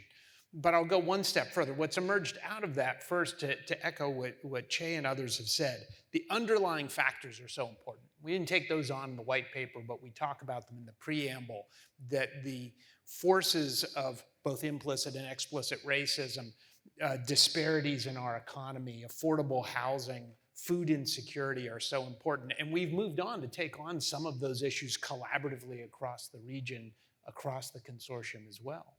But then we've also found spots where the work really needs to cross these borders that we've created. So one of the issues that came up on a panel that Woodie and Joe and I were on is red flag laws in our region, which we are so fortunate to be in a region where Maryland, Virginia, and DC all have red flag laws, but they're not reciprocal. So if we have a person who is red flagged in Maryland, they can go over the bridge and buy a gun in Virginia. So one of the things we've begun working on with legislators is how we do that. I think that kind of interdisciplinary, multi-jurisdictional work is part of what makes this launch so powerful and part of why I'm so proud to have played a small part in bringing folks together across the institutions. Thank you so much. Ben, last but not least, certainly, for so many people in our country and in our region, the media is the primary source of information for gun violence. How should journalists be involved in initiatives like Progress to make sure that gun violence research actually gets translated to the public in the most effective way possible? Thanks for the question, and thanks for having me here. I have a lot of thoughts, so I'm going to try to keep it brief. But I think before you can talk about journalism as being part of the solution, you have to acknowledge how it's been part of the problem. A lot of the issues that we've heard discussed today, they apply to journalism. This idea of not looking at gun violence in a vacuum, this has been a big problem in journalism. I've been fortunate to cover criminal justice and healthcare, and that really informed how I approach my job because, as we discussed today, gun violence is a public health issue. So I think what newsrooms have to do is to recognize that, first of all, restructure their beats accordingly. I don't think the quote-unquote cops reporter should be covering gun violence because that is resulting in a lot of what we see where everything's viewed through this lens of policing and crime. So I would encourage groups to look to the healthcare reporters who might have more of an inclination to understand the complexity of some of these issues. I think that newsrooms have to ask really tough questions of themselves. I work in Baltimore. We have a criminal justice desk that's 4 white dudes. I'm one of them. And how does that work? So there's a lot of the inequities we're discussing in our society are reflected in the newsrooms that cover these issues. So there is no easy solution. Again, the newsroom I work in, it's 1.5 years old. So we didn't bring in a lot of this baggage that these legacy newsrooms have. And yet when I got there, you'd be surprised at some of the conversations about how do we cover gun violence in Baltimore and how dated some of the ideas were. And I'm not throwing my colleagues under the bus. I think we've gotten into a good place, but it's taken a year or so of reporting on CVI to understand, even for me, what CVI is and how it works. So I say that to underscore that we're all learning together. And I think newsrooms are a crucial part of this effort to help inform the public, but that starts with introspection at the newsroom level. And so as far as like practical advice that I could give, I would say, Dr. Richardson and I have connected, and in the course of our interviews, we've kind of shared our perspectives, and then I think there's a mutual understanding that builds. So building those connections with reporters, having discussions about these issues, lengthy discussions, challenging discussions, and going to newsrooms that are willing to look at what they do through a critical lens and say, how are we contributing to the problem or the lack of awareness around some of these solutions to the problem. Wonderful, thank you. If everyone please join me in thanking our panelists for their thoughts today.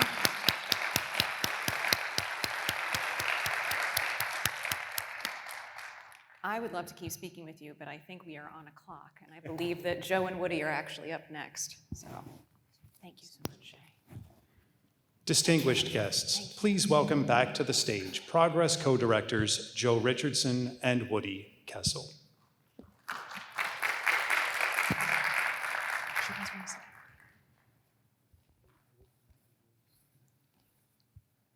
So we are very lucky to have an opportunity to ask Joe and Woodie a few direct questions in light of the conversations that we've already had today, and people have been thinking about where progress fits in this much larger national conversation.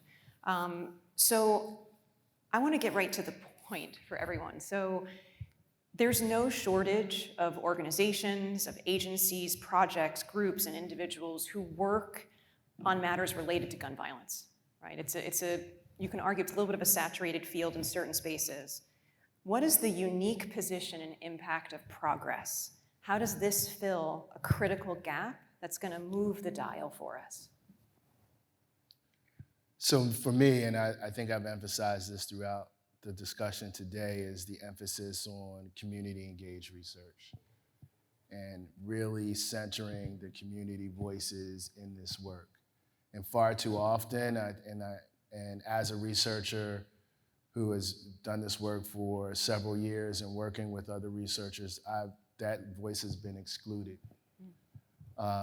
And in terms of the justice of the design, as I mentioned again, from the identifying the problem, equitable partnerships in terms of the voice in the research, the design, the data collection, the analysis, the dissemination of the findings, and then ultimately the translation into interventions and findings. And I think, the example that I provided with my relationship that I have with Che is an example of that. These are things that I've been doing throughout my career, and they've proven to be quite successful. But unfortunately, in the academy, we often devalue the voices of the community. And all of those red dots that we see on those maps, as Woodie mentioned, those are lives underneath those dots, right? And those dots are connected to all of us in some way, shape, or form. And so whose voice really matters? And for progress in this initiative, what ultimately for me differentiates what we're doing from what I see other centers doing is uplifting those voices in community engaged research and having those voices as equitable partners to bridge the gap that we've historically seen in communities that have been, for the most part, exploited by researchers. And I just have to add, when I first started this work and I would go out to communities, whether they were in Prince George's or Baltimore or the District of Columbia, I would consistently get asked that question, where have you been? And so for the University of Maryland, which is in a county that's 65% Black, in a state that's 30% Black, at a university that's a predominantly white institution, those are warranted questions that one should ask, because we have been historically, and that has changed, but we have been historically disconnected from those communities and with the work that we do.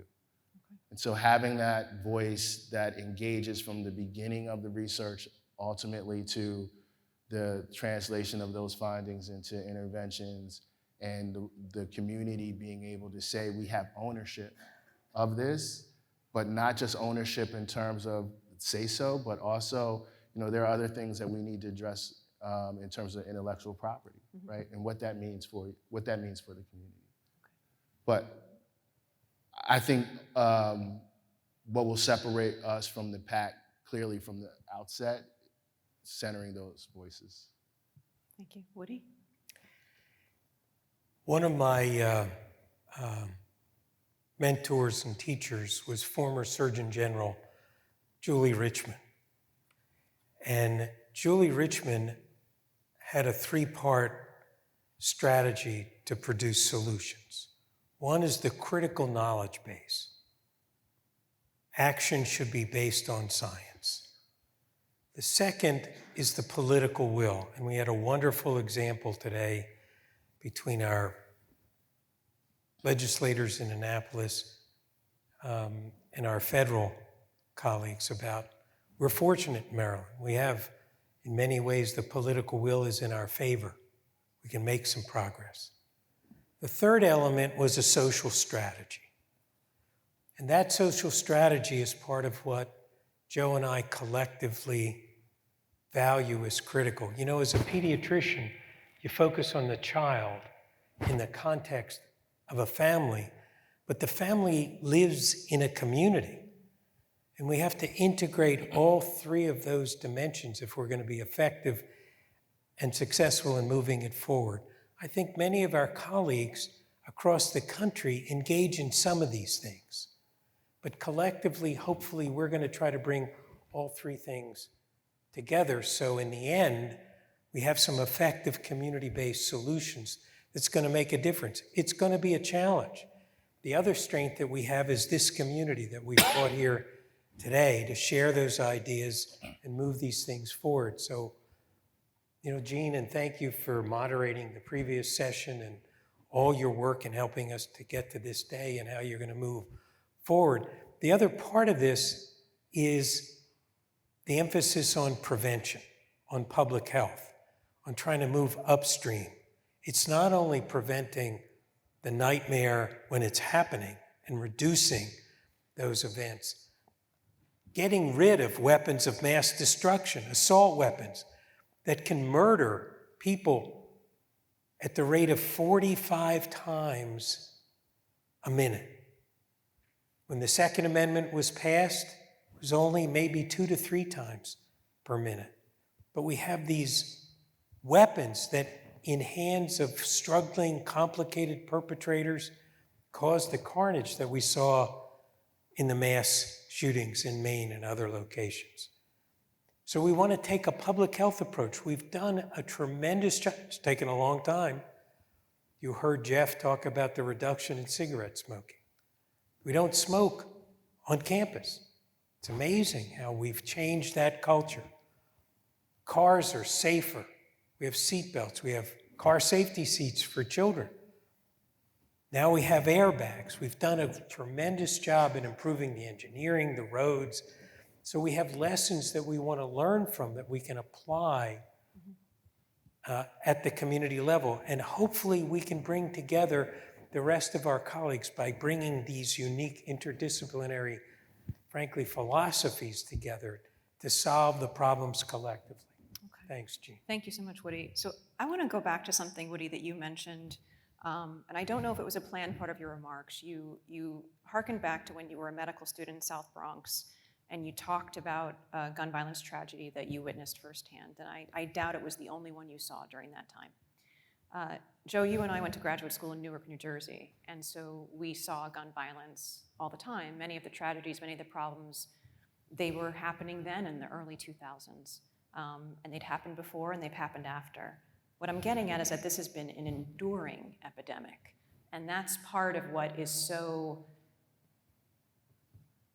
upsetting about it, is sort of the length of time that we've been enduring it. Why is now the time for change and for progress? Why is this an inflection point? Is it because of what President Pine said, we finally can say no more, we're sick of it? Or is there something unique about this time, this place, that invites the potential for what you guys want to do? It's the $1 million question, but I honestly think at this point, based on my barometer of what I'm taking in from people who are involved in the work, I mean, look at the room, right? We had last week our national firearms research conference in Chicago, and this was our second year. Last year we had 500 people. This year we had 750. Next year we're planning to have 1,000. So I see the momentum, right? Particularly in the communities where I work, I think people are just fundamentally tired and exhausted of it, and they're ready for change. But I also collectively think the country is ready for change. And clearly we have people on opposite sides of the spectrum in terms of, the Bruin decision and gun right ownership and background checks. But there was an interesting abstract that I read when I was serving on the awards committee. There was an interesting abstract that I read from an emerging scholar who had conducted a study with people who are like pro-gun ownership versus a second group who were anti-gun ownership. And ultimately, in the findings, the researcher found that there were areas where both groups agreed in terms of safe storage. They agreed on assault weapons, right? So I think that there's clearly a middle ground that people are now agreed on in terms of like what gun violence prevention may look like, and we have the opportunity to really work on that. But this is the time, and by the variety of people who are in this room from all different spaces and other scholars that I've worked with in the community, we're ready to cause change and enact change, and this seems to be, if not now, then when? Right. Right? You know, 50 years ago, long time for me, medical student, intern, pediatrician, kids were struggling with infectious disease threats. We still have them. Kids were struggling with asthma, with diabetes. Injuries was part of it. Gun violence was minimal. It is now,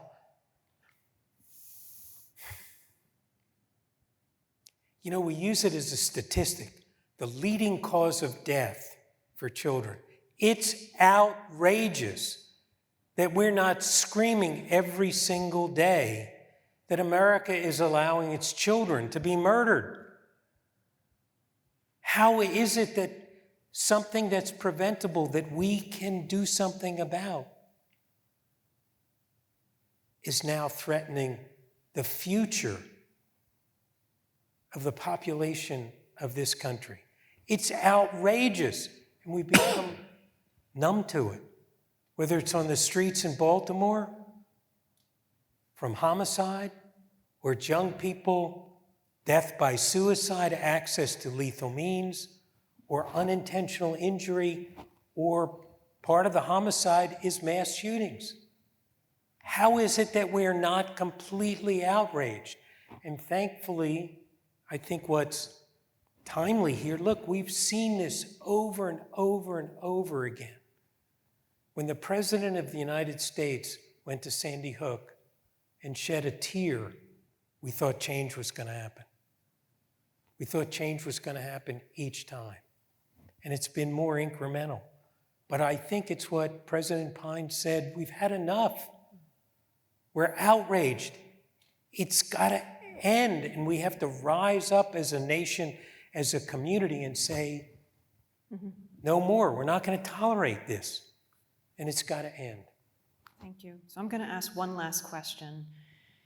When we have an anniversary event in 5 years, what's going to be different? What will be the markers of progress as success?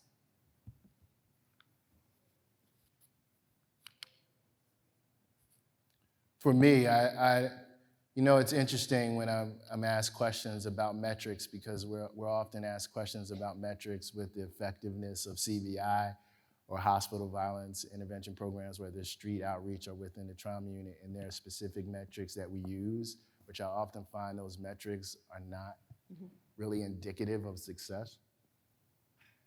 So for me, it would be the ability to say that, for our community partners to say to us that we executed everything that we said we were going to do.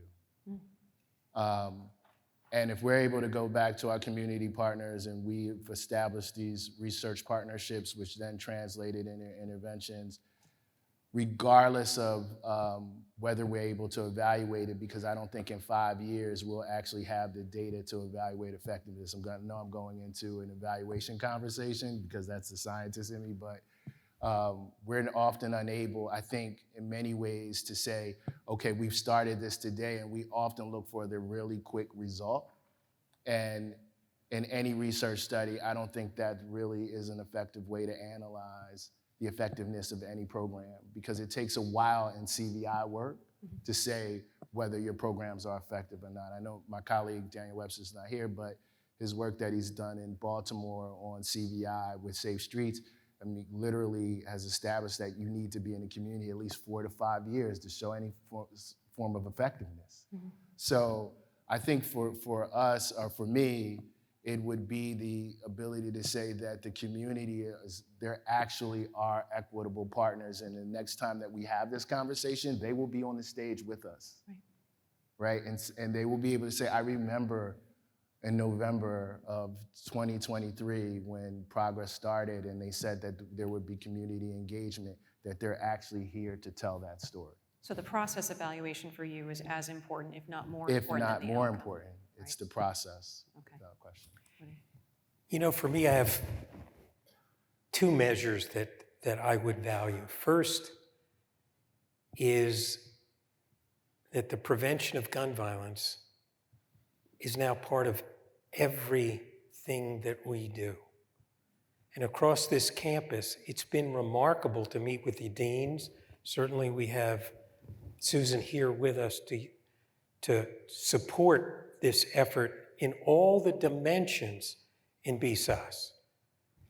There's a unique dimension in BSAS, geospatial, just mapping the events and where it happens will enable us to understand better what we can do in a community. That's not to include all the colleagues in criminology and psychology and sociology, and frankly in economics. We're going to be meeting with the Comptroller General, the person that we pay our taxes to. Brooke Learman has been a wonderful colleague and active delegate in Baltimore. Brooke is going to work with us so we can look at what Joe mentioned earlier, not just the human cost, and the human cost of death, morbidity, mortality, and to the family, but the genuine capital costs of all of this, the amount of money that's being spent on this. If some of our colleagues don't want to change or don't want to support gun violence prevention because of basic moral humanity, maybe they'll support it because we're squandering resources that could be applied, frankly, in other directions. But a success measure for me is the incredible talent on this campus and recognizing that the information school, the engineering school with smart guns, the architecture school, the journalism school, if we can get the prevention of gun violence as part of this community and apply that scholarship. But I have to be incredibly pragmatic. I'm a clinician. And there's several clinicians in the audience. If as a result of this, I saved one life, I saved one life, one family from going through this trauma, one family who lives in a community. It's not the usual metric. Usually we want large numbers and we want statistical significance. But if I saved one life because of all the work, the leadership in this incredible campus, I think we would be incredibly satisfied. We would love to save many, many more, and hopefully we'll be able to do that. But I think we have to make this a practical, personal activity in terms of the challenges that we're taking on and the expectations.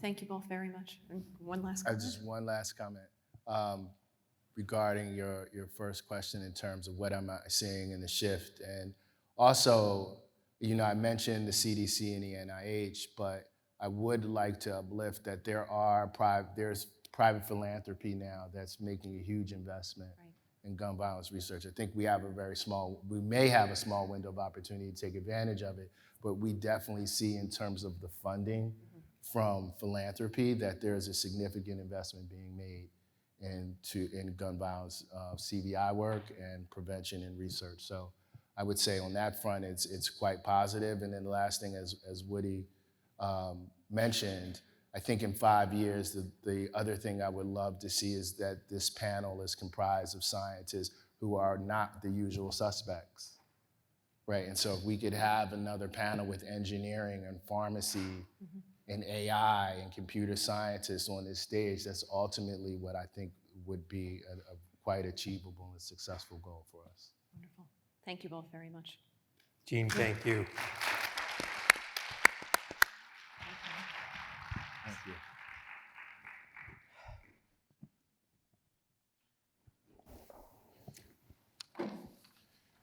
So we have come to the conclusion. I'm glad everyone has hung in there with us. This has been a wonderful event. And Woody will have some closing remarks, and then I'll make my closing remarks, and then we can adjourn. First, just frankly, unfortunately, COVID is primarily something we think about in the past, even though it's still here with us, but I want to send out a big hug to all of you. We couldn't do that for a while, but all of you are part of this. We welcome you as partners. Think, do, act. We can't do this alone. And just a great big thank you. And again, the realization for me as a clinician is, let's take on the other challenges in medicine and healthcare that are still there. But let's eliminate this, in many ways, maybe man-made fits in this case, but human-made consequence. So it's really a great big hug and thank you to all of you for joining us, and we look forward to making progress together. Thanks.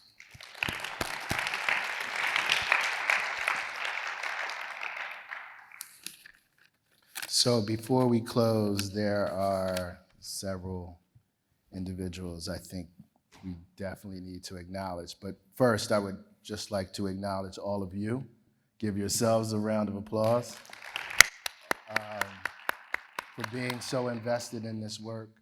And then to all of the individuals that have graced us today with speaking and providing us with so much insight and support for progress. So again, we would like to, Woodie and I would like to thank President Darryll Pines, Greg Washington, President of George Mason University, Dean Susan Rivera, Dean of our College of Behavioral and Social Sciences, U.S. Senator Chris Van Hollen from Maryland, U.S. Representative Glenn Ivey, and although he could not attend, Greg Jackson from the White House Office of Gun Violence Prevention, Myles Hicks, Deputy Legislative Officer for the Governor Moore's Office, Will Smith, Senator, Maryland General Assembly, Jeff Wallstreicher, Senator, Maryland General Assembly, Jared Solomon, Delegate, Maryland General Assembly, and then also to Jean McGloin, who has done just an amazing job moderating and has always been behind the scenes helping us throughout this process. Andrew Flagel, who has led the 120 initiative, my colleague and friend, Bullock, also my colleague and friend, Dr. Kyle Fischer, and then Ben Conarck, who I just thought we definitely needed to have the voice of a journalist on the panel.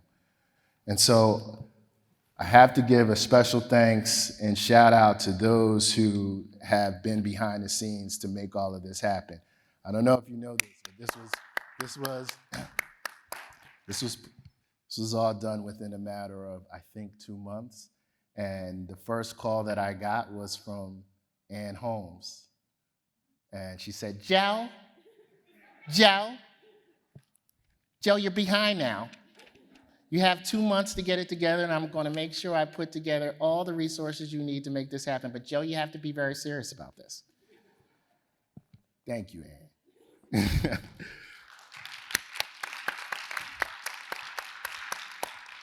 There was also, I was reading yesterday, it's kind of off subject, but about the Professor Kende's center and Boston University. There's a lot of criticism around whether he mismanaged his funds. But one of the things that was mentioned in the article was you definitely need someone on your team who is entrenched and immersed and understands the administrative and financial culture of your university. So again, thank you, Ann. So for all those people who made this happen, that were behind the scenes, we acknowledge you.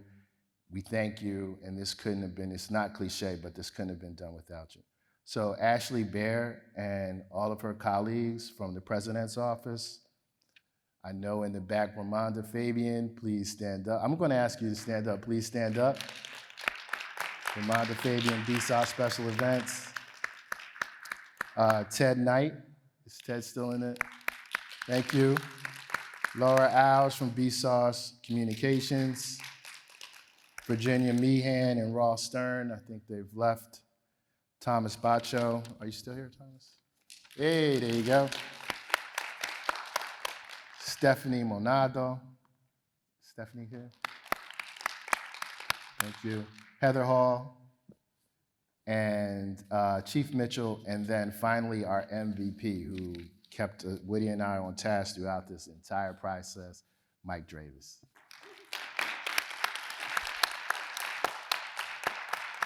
So, Michael is standing way in the back. standing in the back. Usually is. Wave, a big wave. I said when we got off the call the other day and he laughed, I said, he's like Charlie from Charlie's Angels. He's like the voice you hear, but you never see him. That's Mike Dravis. So in the past 3 hours, while we've been here, 17 people have died from gun violence. 17 in the past 3 hours. And far more people have been wounded non-fatally. And by the end of the day, 135 Americans will lose their lives from a disease that is preventable. We do not have an hour, a minute, or a second to spare. And I just want to emphasize that this is not merely about Woodie and I leading the Progress Initiative. It is about every single person in this room, which is why you're here. We are all members of the Progress family. And to understand progress, one must know that progress is rarely a straight line. It is not linear. There is no smooth path to progress. The road is often bumpy. It bends, it twists, it zigzags, and it turns. Progress is not instant gratification. It takes patience for progress to reveal itself. But the key to progress is consistency. It's the everyday commitment of getting up and committing yourself to saving the lives of another person and improving the human condition. But progress is also revolutionary. It overturns the conventional wisdom of the present, which often conceals or ignores the clues to the future. We at Progress implore you to walk with us on this journey, because what I've learned from working with young Black men survivors of gunshot wounds in the trauma center is that there is no greater feeling or gift to humanity than saving lives. It becomes addictive. And every day you wake up with the addiction of how many more people can I save? I thank you all for joining us on this journey. I hope that we continue to collaborate, continue to be invested, and we are Progress. Thank you.